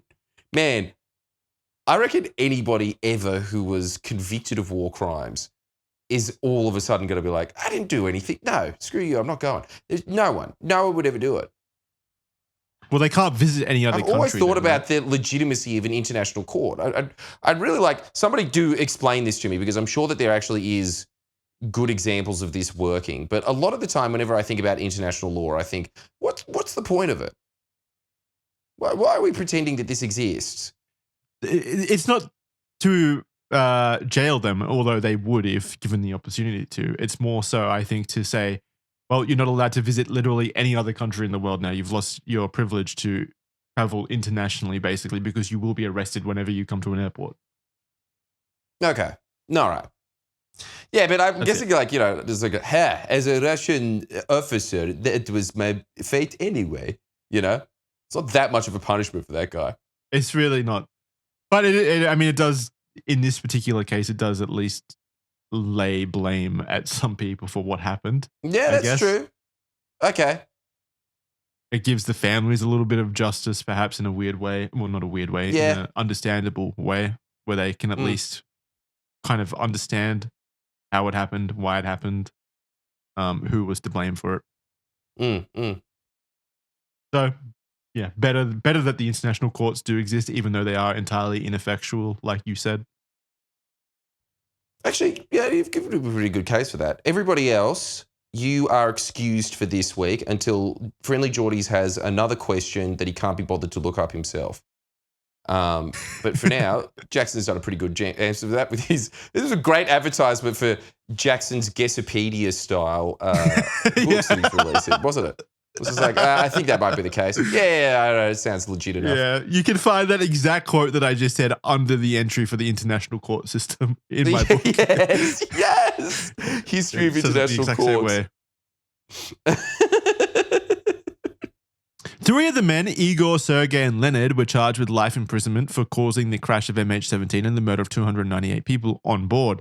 Oleg, however, was acquitted, which is kind of surprising that happened, honestly. It's pretty interesting that even the international court system, like I would just assume, just by the basis of it, that anything going before an international court system is probably going to be found guilty, right? Like they have to have such a strong case for that to be presented before a court, that it just seems like a predetermined conclusion that they will agree with the prosecutor's findings. It does feel like that. But one of them was acquitted, so that's interesting. This is a quote from the findings. It's rather long, but I'm going to read. Actually, no, you're going to read it. Fuck regardless. You. Okay. Firing a buck missile is possible only if the buck teller is available and is placed on a suitable launch site accompanying and guarding a buck teller while in transit, and at a suitable site is therefore a crucial task. In the opinion of the court, those entrusted with such a responsibility have an essential role in the deployment of the buck teller and in ultimately firing the buck missile, that they may be regarded as co-perpetrators. The buck teller was brought to Ukraine at the initiative of the accused Dubinsky as commanding officer with the DPR. He was directly in charge of organising and directing the transcript of the buck teller to and from the launch site. With respect to that transport, the accused Karinchko had a direct... Why can't they just say everything in English? Why can't everything just be in English? had a direct and active role as an executive commander. Answer that, Guessopedia, who in fact provided and arranged for the bug teller to be accompanied. Karachenko also ensured that the bug part were so important for firing the bug missile that Dubinsky and Karachenko worked closely and deliberately as co-perpetrators together and with the crew of the bug teller in downing of flight MH17. Wow. Gherkin was highest DPR military leader in operational terms and as such bore final responsibility for deployment of military resources in and for the DPR, although highly plausible by virtue of his position. It has not been proven that Gherkin had advanced knowledge of the availability of the bug teller and caught the flight MH17 to crash. As the highest ranking military officer, however, he had opportunity to decide whether to deploy the bug teller. It may also be said he found a deploying of his bug teller and the consequence of fatalities to be acceptable. After all, extensive combat was already taking place under his authority, including downing aircraft and helicopters. He also actively endeavoured to make the bug teller used on the 17th of July 2014 disappear as quickly as possible, rather than condemning its use. Because of his role, he is held to be responsible for causing the flight of MH17 and the murders of 298 persons on board. Oh, such a large amount of people. 300. I always 300 is so long. So many people. Isn't it? It's a school. A small school. Yeah. A very, very small Steiner school. And, much like Steiner, filled with a bunch of gifted children with, I'm sure, alternate views on AIDS. Pulatov was area commander and was tasked with maintaining a corridor from and to the Russian Federation. Defendant Pulatov was aware of the arrival and presence of the bug teller. He met with the accused Karenchko, and when he was accompanied with the bug teller and saw the bug, what transpired was said during that encounter remains unknown, and Karenchko travelled... Kachenko. I've been saying it wrong the whole time. Whatever. Some Russian name. Travelled on afterwards with the bug teller with Pulatov. There is no evidence of active or crucial involvement on the part of Pulatov deploying the bug teller or in the assignment of accused Dubinsky gave Kachenko. Pulatov is known not to have been in the vicinity of the launch site at or around the moment of the bug teller fired the missile, nor are there any indicators that he could have changed anything about this. He has therefore been acquitted. Well, there we go. Yeah. That was the court's summary Someone who was of the acquitted by judgment. international court. Yeah, very interesting. He their argument was that he couldn't have changed what happened, basically, even though he wasn't actively trying to or anything like that. Yeah. In 2025, the United Nations Aviation Agency has also ruled that it was Russia who was ultimately responsible for the downing of MH17 that happened just this year. Again, though, of course, there's a lot going on in Russia and Ukraine at the moment, obviously, so it could be symbolic, perhaps. But there is a lot of evidence that backs up their claims, at least. Chapter 3, a switcheroo. Okay. That was certainly a lot, and the official story certainly makes a lot of sense and features evidence corroborated by many different countries in the sense, and even independent investigators removing much question of bias or conspiracy in the sense that it wasn't just anti-Russian Europeans conducting the investigation. However, it still doesn't remove all of them. After all, this is Red Thread. Let's go over the main conspiracy theory that MH17 is actually MH370. Whoa. One of the most prominent conspiracy theories that exists in the conspiracy circles is that MH17 was actually the same plane as MH30. This is true. And I always start conspiracy theories with this is true. This is true in the sense that they were both Boeing 777-200ERs, which are the extended range models of the 777 that go further and go for longer. They're more economical. This does omit the fact that Malaysian Airlines had around 15 of these models in their fleet at the time, and the model was exceedingly popular amongst airlines for its wide body capacity, fitting more butts and seats, and also its extended fuel range, making it an economical choice when it was released. So it is true that then both of the flights were the same plane. Conspiracy successful. Ignored the fact, though, that the plane used for the flight number MH17 was a newer model released, delivered 5 years after the plane used for the flight number MH17 in 2002 compared to 1997, and both planes' registrations had run thousands of flights simultaneously, corroborated by flight radars and hundreds of thousands of passengers across many years. It's not relevant. Those facts certainly are not relevant at all. No. Done. We've sorted them for you. Some people, though, thought that the photos of the crash scene showed that the plane was the newer version from 2002. How does it work? Well, the theory, absent of any evidence, goes that the plane was hijacked and was landed elsewhere. We're talking about MH17 right now. That plane, the theory is that it was hijacked and then landed somewhere like the US military base of Diego Garcia, which is a close flying distance from where MH17 disappeared, which was then, it allowed the US to then use the plane for their own operational needs. The idea is that the US and Ukraine then used flight MH17 in the downing to make Russia look bad on the international stage. While there is certainly no love between the West and Russia, and the United States is certainly not above doing very questionable things to justify war, the evidence in this particular theory does not reach a level where this becomes a very convincing argument. The idea that the United States first needed to hijack and kidnap a plane to then use it in the downing event is very strange. They are, after all, capable of manufacturing new planes. Boeing is American, so they could have just ordered a new plane, perhaps. Not just that, MH17 was operating a normal flight with real passengers. That must mean, for this conspiracy to be true, that the hijacked plane was then given back to Malaysian Airlines for them to operate on the flight, just so that the United States and Ukraine could then down the plane to frame Russia. This ignores the fact that there were other planes they could have downed in the area frequently if they wanted to, like the Singapore Airlines flight, for example. So, a remarkable theory, to be sure. The question then becomes, does America just really hate Malaysian Airlines? Like, why did they go out of their way? I think we all know the answer is yes. Why? The Malaysian flag looks very similar to the American flag. Maybe that's why. They're like, yeah, exactly. Damn Malaysians copying our flag. Yeah. We'll Get out of it. We'll hijack one of their planes and then use it.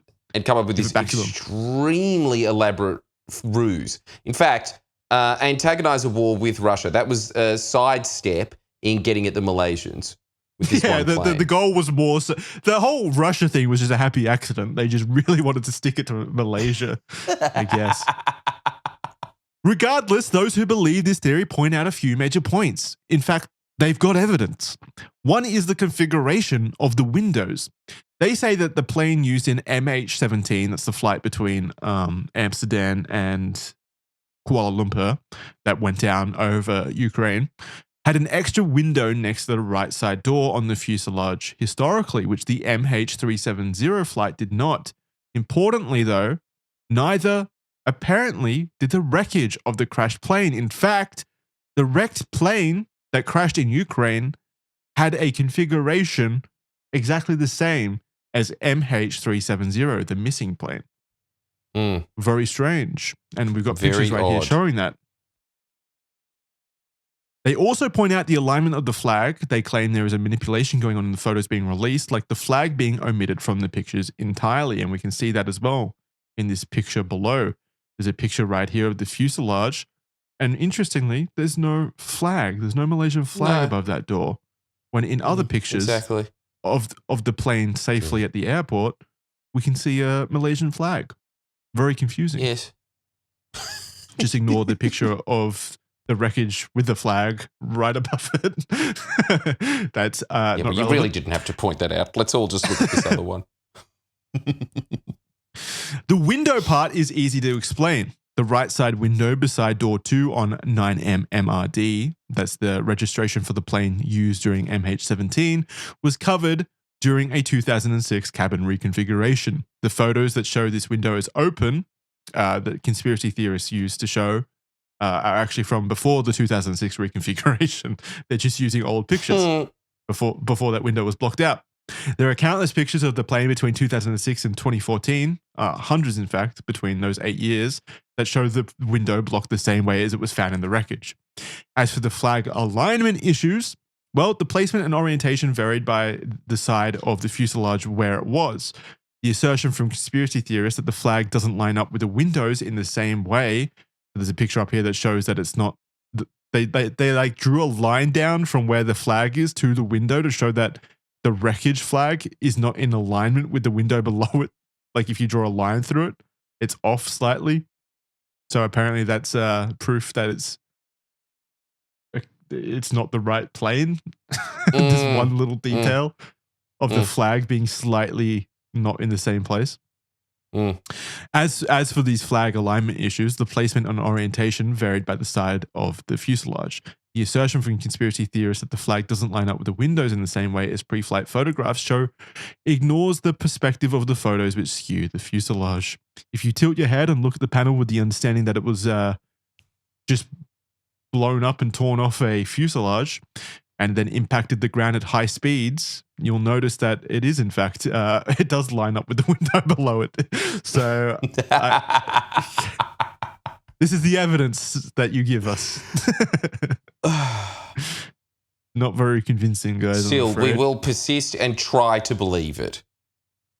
More to the point, as is what the is audience the implication requests. here? What is the implication here? That the United States faked this crash in such an elaborate manner, but couldn't print the flag in the right place? They were off slightly. They printed it in the wrong place. They got everything else. I guess about that is the right. implication. They put the flag in the wrong place. It's always the small details that make your web of lies unravel. True, so, it is. Well done, everybody who has noticed this. You're definitely right. There is also a picture of a cabin door from the wreckage, which theorists point to as proof that something is amiss due to there not being a flag at all next to it, like in the other wreckage photos. There were 8 cabin doors on the main fuselage of the flight, and only 2 of them had flags next to them, which is like it was just a different door.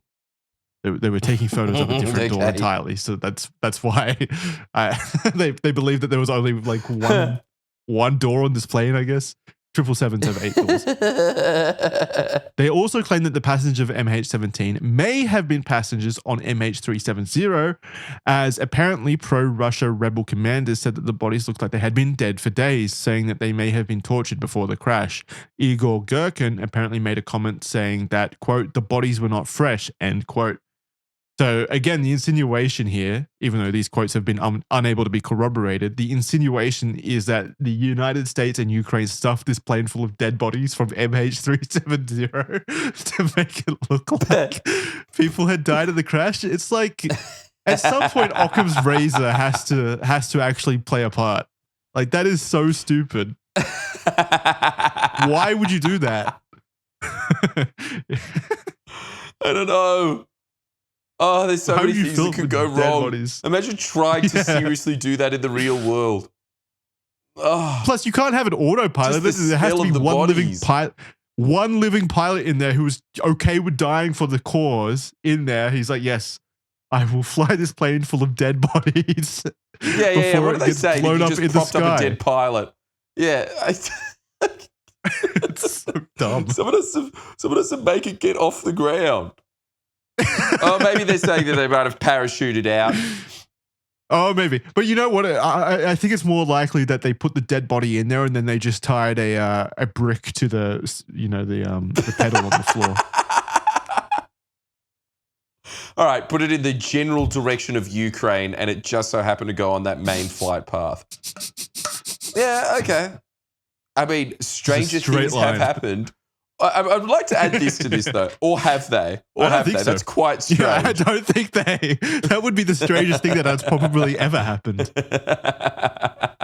That is a very strange thing if it just actually flew in a straight line and worked successfully. Actually flew in a straight line, got an old dead pilot from another plane crash that was good enough in body shape that you could put it down there, and it's, I don't know, maybe you just put on some new shoes for it because its feet would have swelled. And clamped a brick onto it. Look, I'll put it this way. What's stranger than that? I'll put it this way: if that was possible, if just tying a brick to the pedal and having a dead pilot the plane successfully during, runway takeoff, flying 2.5 hours to the destination, it really makes the pilot profession look pretty embarrassing if a dead body can do it. Doesn't it? Brick.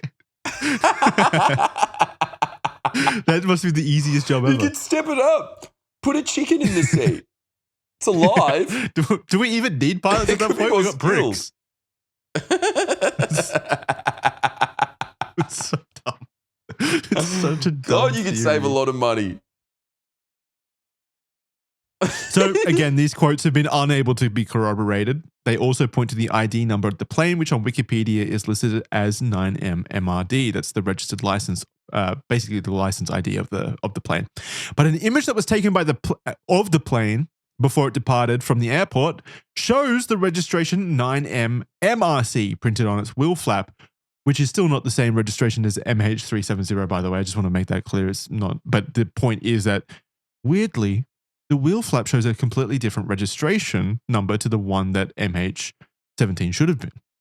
The picture is on display in a Daily Mail article and can be verified as authentic. In fact, yes, it is an authentic picture from the day of the same aircraft, and it does show a different registration number, a different registration, seemingly number on the wheel flap. It can be explained, Yes, unfortunately. There's only a one-letter difference between the two flight registrations. I'll let you figure this one out. That one letter is D and C. So that's 9M-MRD and 9M-MRC. So the difference is D and C. In fact, it's not even that much of a difference. You could say that these letters look very similar. In fact, some would say Yes, you the could. only difference is a very slight light reflection covering a tiny section of the letter D. And when this little section of the letter is obscured, it instantly transforms into the letter C. And we can see that in this little GIF below of the picture. If you just remove that little light source, yes, it looks like that letter becomes the letter D. How very strange. I do like this conspiracy theory. It's making me very happy. They're trying. They really are. It continues. People also point to the supposed photograph that showed the flight as being cancelled on the day as proof that there was no actual flight taking place. Of course, when you're blowing up a plane as an orchestrated effort in you want to do that. Framing Russia, you want to make sure that the boards at the airport say that the flight was cancelled. Of course. These photos haven't been corroborated, but even if they are real, which they likely are in all matter of fact, it probably did say cancelled on the boards. Airports and flight tracking boards don't usually have the option for airplane crashed on the board. In fact, cancelled is likely an accurate representation of the plane's state after it had crashed. I think that's fair to say. It's not going to be a delay. I think cancelled is probably the most apt description that the airport can put up on that tracker for people wondering what happened to that plane. Another point of evidence for the conspiracy theorists was that there was also passport photos found at the crash site which were in very good condition, making those who believe in the theory think that this evidence was planted as the passports would have been surely burnt up in the destruction of the plane. Honestly, the mundane and morbid answer here is that some passports really do come out of crashes in similar conditions, as MH17 broke up over a wide area and fires were patchy. Again, you think of it was the thing that you were thinking about before, right? Where the instinct is to believe like when a missile hits a plane, then it just all explodes in a fiery explosion, automatically explodes, totally burning and disintegrating everything immediately. What's more likely, and what happened here, is shrapnel hit the plane, caused it to break up.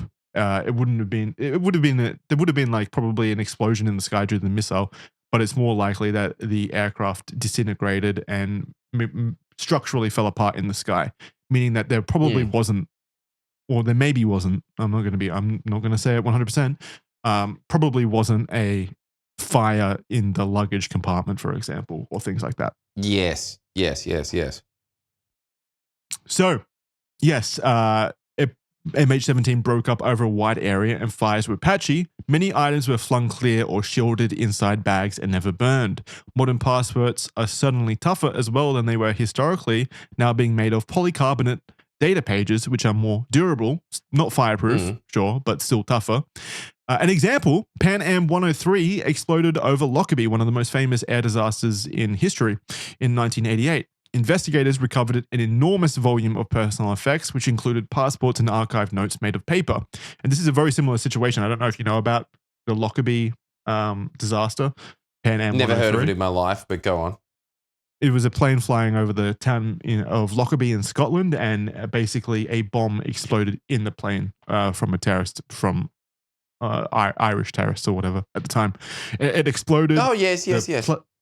The plane blew apart in a very similar manner, basically. Like it disintegrated and impacted the ground in the same manner, and passports still survived in that situation as well.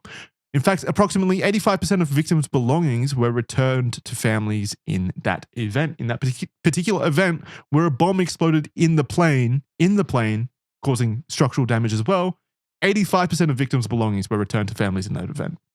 So it happens. It genuinely does happen. As the plane broke up from the pressure from the impact, baggage and luggage from the luggage compartments likely exited the plane. At that point, impact was likely the only thing they had to survive, as opposed to a fiery explosion when the plane hit the ground. An article in The Guardian, it says Guardian here, but I'm pretty sure it's Guardian, from just after the crash in 2014. Yeah, I don't think it's The Guardian. That sounds like a cool newspaper, though. No, I don't think so either. An article in The Guardian from just after the crash in 2014 claimed that 82% of Russians blamed Kiev for the MH17 crash, which is where the idea that perhaps America and Ukraine downed the plane instead to frame Russia. That's where that idea may have come from. President Putin himself said that the, quote, government over whose territory it occurred is responsible for this terrible tragedy, end quote. Russia at the time was also claiming that it was a Ukrainian Su-25 or MiG-29 fighter jet that took down MH17. Russia provided evidence in the form of satellite and radar slides that showed that a Ukrainian Su-25 fighter was in the area near MH17. However, open source analysts later showed that the images were misdated and edited, throwing question into the legitimacy of the evidence provided. I mean, it's not like Russia to lie about things. Russia then, in 2015, claimed that a Ukrainian Buk must have been used, as the missile trajectory actually pointed to Zaroshensky, which they claim was under Kiev's control at the time. However, again, independent analysis found that the claim of that trajectory was inconsistent with the damage patterns and debris, as well as witness reports in the area. Finally, in 2016, Russia released, third time's a charm, Russia. You'll provide the evidence eventually. You can do it. Here we go.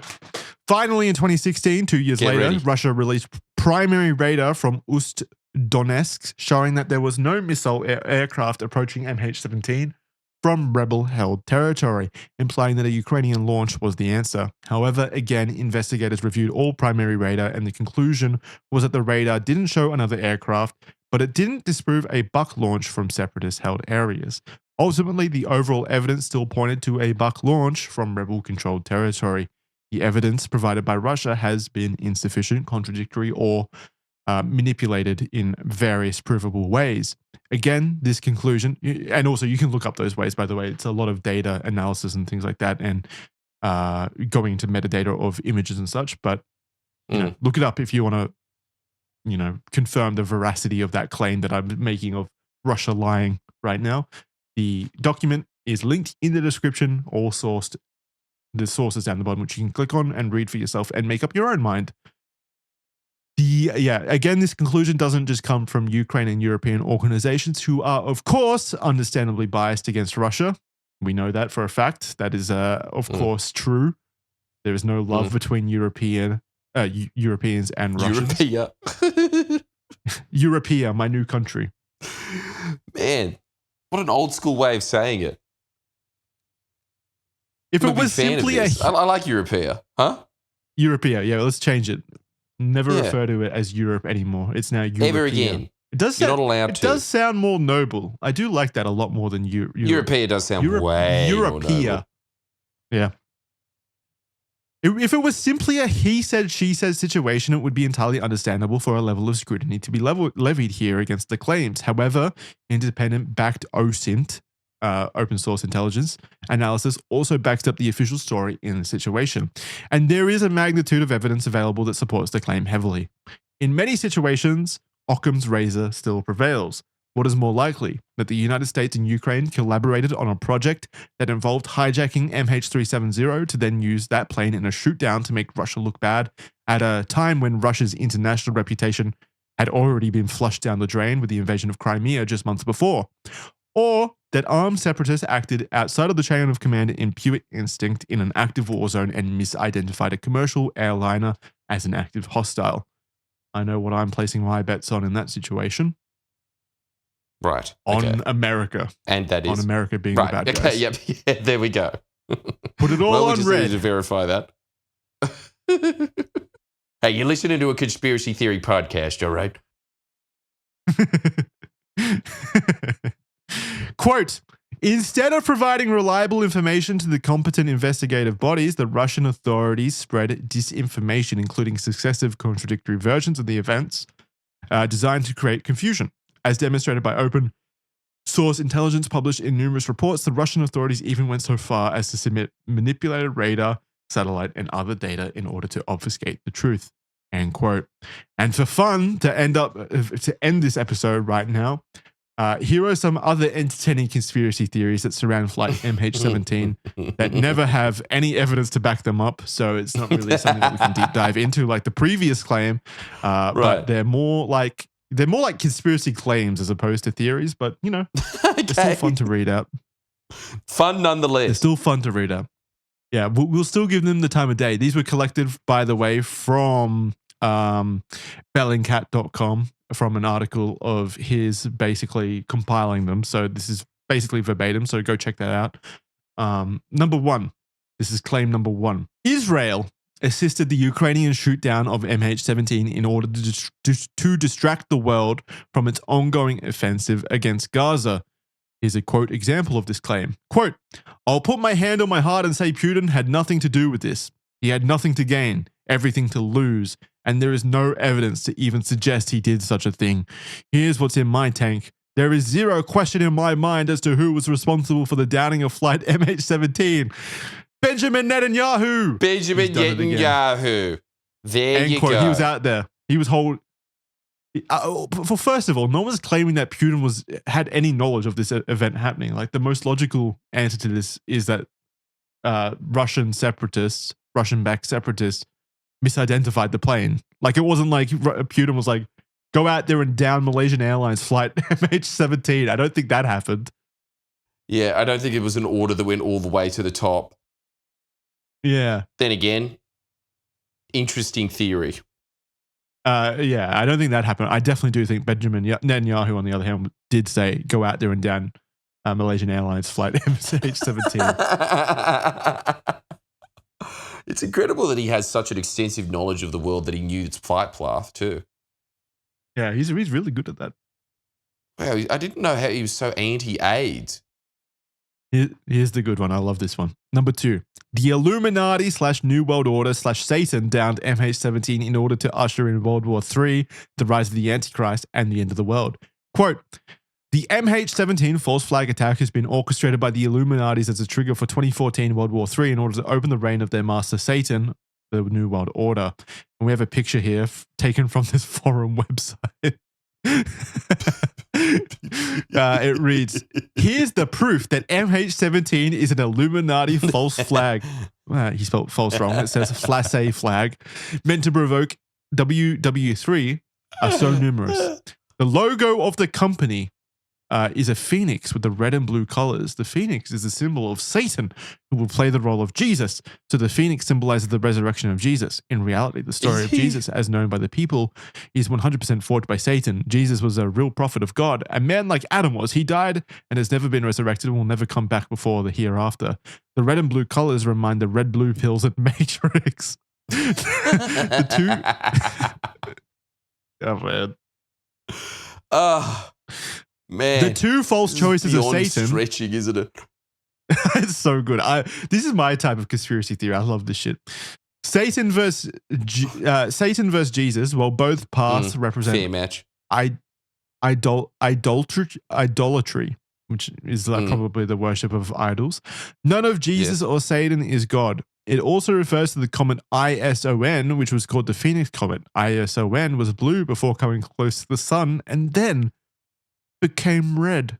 Interesting. Ooh, ISON also stands for Zion, Z-I-O-N, somehow, which is the capital of Satan. Izon means tragedy in Hebrew, the language of Jesus. That's why many of Satan's hidden symbols have a meaning in Hebrew. The Illuminatus have not chosen. The Illuminatus have not chosen the Malaysian Airlines for nothing. It is because of the flag of Malaysia, which contains a solar eclipse with the sun emerging, and besides another symbol of the rising sun. The solar eclipse with the sun emerging is a well-known symbol, which is present in most of the Illuminati medias. It symbolizes light after darkness, order after chaos. In reality, though, it's the inverse. Satan inverses everything after all. The sun symbol is the hidden secret symbol of the Illuminati, the all-seeing eye, which is on the dollar bill, is the symbol of the New World Order and not of the Illuminatus. You can see the symbol on Illuminati Prince William. or what the fuck am I reading right now? You can see the symbol on Illuminati Prince William or Illuminati Devil Nelson Mandela and in many corporate logos which are possessed by the Illuminatus. This symbol was also present on the MH17 plane as it's incorporated to the Malaysian flag. Very good. Finally, the MH17 plane is a Boeing 777. Once again, this is full of hidden meaning. 7 stands for the heavens. It symbolizes the New World Order, which is supposed to be the fake paradise on earth for the deceived ones. It's also known as the duration of the reign of Satan, the Antichrist, which will rule during 7 years. Supposedly, after all, that's what Satan claims in his forged prophecies. Who knows for sure? But no matter. Yes. There was also a very important declaration of Illuminati Christine Lagarde, head of IMF, in the beginning of the year 2014. She insisted that the year 2014 is especially important for them and was the result of all their collective work, and that 2014 will start the beginning of a benefic period of 7 years. Of course, she was referring to the reign of his master Satan at the time. Yes, so there we go. Yes, we do. All right. I'm convinced. Well, that was probably one of the stupidest things I've ever read. Are there people, when you looked this up on Reddit, was there people saying, yeah, this is what happened, or nothing? There's always comments that back it up. It wasn't on Reddit though. Like, click the link for number 2, go to the website, look at the website, and you'll immediately tell the kind of individual you're reading about here. It is the most schizophrenic website I've ever seen in my life. Wow. I'd like to see the traffic of that. Also, the fact that it really wants me to read this in French. Open your mind. There's a lot of like scripture in the background. I see a link. New Age is exactly the same as Satanism. I do very much like how Satan is, for whatever reason, referred to as Dajjal, which is the Muslim version of bad Jesus. This is going to open my eyes a lot. The Illuminati is the United Nations. It's always that. Why is that type of conspiracy nut always linking those two things together? Satan runs the UN. It's just such a toothless tiger. So. It really, it's like what we were talking about this whole time. When you run the UN, you can say, you've been very naughty. Come to the International Court of Criminals. No. Well, that's my power done. It's like, what? Satan wants to be a diplomat? It's really not as powerful as you think it is. I don't know. It's so hard to make sense of anything in here. Isn't it? Nonetheless, I am compelled. It's taking everything in my power not to click on this link that reads Reptilians in World Poker Tour. I'm going to close this site right now before it ruins the rest of my night. Do it. I can't learn about this kind of stuff. Otherwise, I will be here all night reading. Yeah. Number 3. MH17 never actually existed. No plane ever crashed. The West simply transported debris into a poultry farm in the village of Grabrovo, spread it out and said that a plane was shot down. There are no victims and all of the relatives are lying crisis actors. Russia always knew that there was never an actual plane crash, but could not say this without coming across as heartless. So they instead put together a series of ineffective retorts to the West. However, none of this worked and Russia has been outmaneuvered in a grand conspiracy to humiliate Russia and isolate it. Number 5, I'm going to skip number 4 because it kind of just goes into the numerology of the Boeing 777 as well as MH17 happening on the 7/17/2024. 2014, which is divisible by 7. So it's just a bunch of focus on the number 7, basically. Makes you think. Yeah. Oh, As man. always. Why are they so into really bad Numerology. maths? Just numerology in general. Yeah, They're why always is it like, always well, something it with must mean numbers? something. All right, Okay. number 5.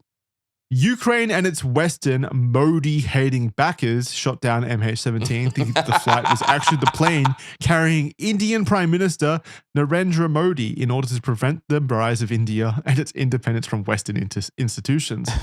Unfortunately for them, Modi's plane narrowly missed the time frame in which MH17 was targeted and shot down. Quote, this is a quote about this one. If it was mistakenly brought down, it is important for those who are interested in the truth to investigate those who have opposed Modi for more than 12 years. Since late 2001, many international forces have carried out a sustained campaign against Modi and have used their favorite method of using human rights organizations to fling mud at him and have even accused him of human rights violations, end quote. I wasn't expecting India to come into this at all. I'm very surprised. Me neither. They've really got to stack it in. There's something that really... Modi really broke India's brain. I don't know what happened there, but yeah, they really have to insert it into everything. There is always all these weird memes that come out of India that have a shot of Modi looking at a plane, and then it'll have at the bottom with like, you know, Bollywood music be like, dunga, dunga, dunga, dunga, da. And it'll be like, this is what happens when you mess with Modi. And then it just shows Modi looking at a plane, and that's it. It's like, don't mess with Modi. You know, like it's something really weird happened with them and Modi.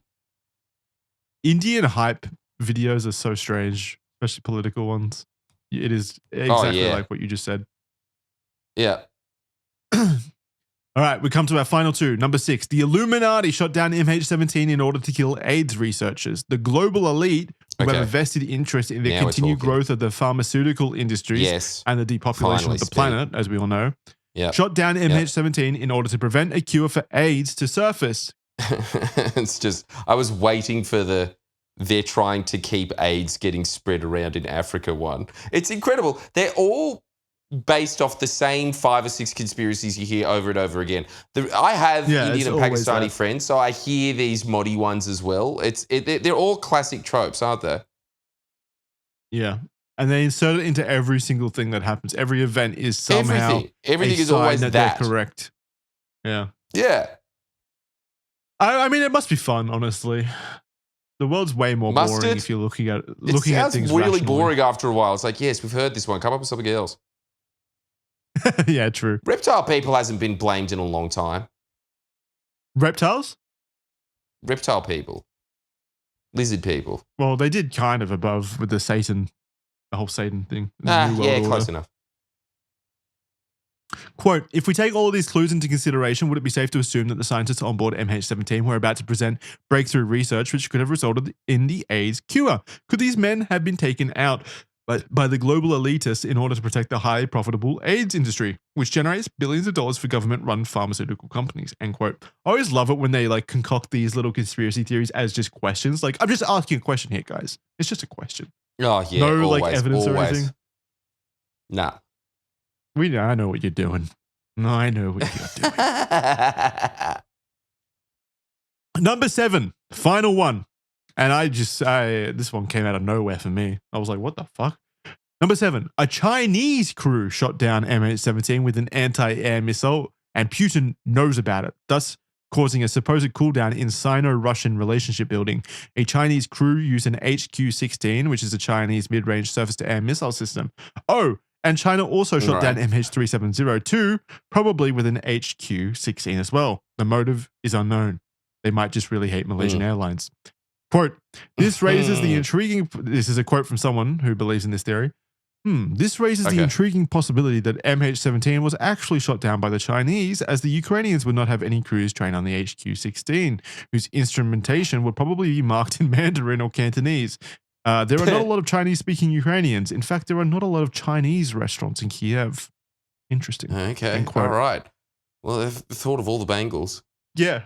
You know you're onto a good conspiracy theory when one of the main pieces of evidence supporting it is the fact that there aren't any Chinese restaurants. Not many Chinese restaurants. That's when you know to take a theory seriously. Yeah, you know you're onto the truth. All right, guys. Well, those got That's dumber going and to do it dumber, for didn't they? this episode. Yeah, it progressively somehow got dumber and dumber. How did they do it? That's going to do it for this episode of Red Thread. I think it's pretty obvious what happened here. We can wrap it up. It was the Chinese. Save the best for last. Your fortune cookie has been served to you, Malaysia flight. That's going to do it for this episode. Head on over to official.men for a 7-day free trial where you can listen to episodes early and ad-free. Usually we take questions from audience members during stuff, but this was a last-minute episode, so we didn't get questions this week. But sign up over there and you can ask us questions for next week's episode. We got a lot of exciting episodes coming up. Share the episodes with friends. That's the best way to help us out. If you just send the show to people who you think might like the show, talk about it online, suggest it to people. That keeps the show going, obviously, keeps it alive in the algorithm. So big thank you to those of you that do. Big thank you to Jordan for, still being here. You are most welcome. Hasn't left me yet. Yeah. Other than that. No, thanks everyone for listening. Appreciate it. Yeah. This is Carrot Daughter signing out. See you next time. Bye.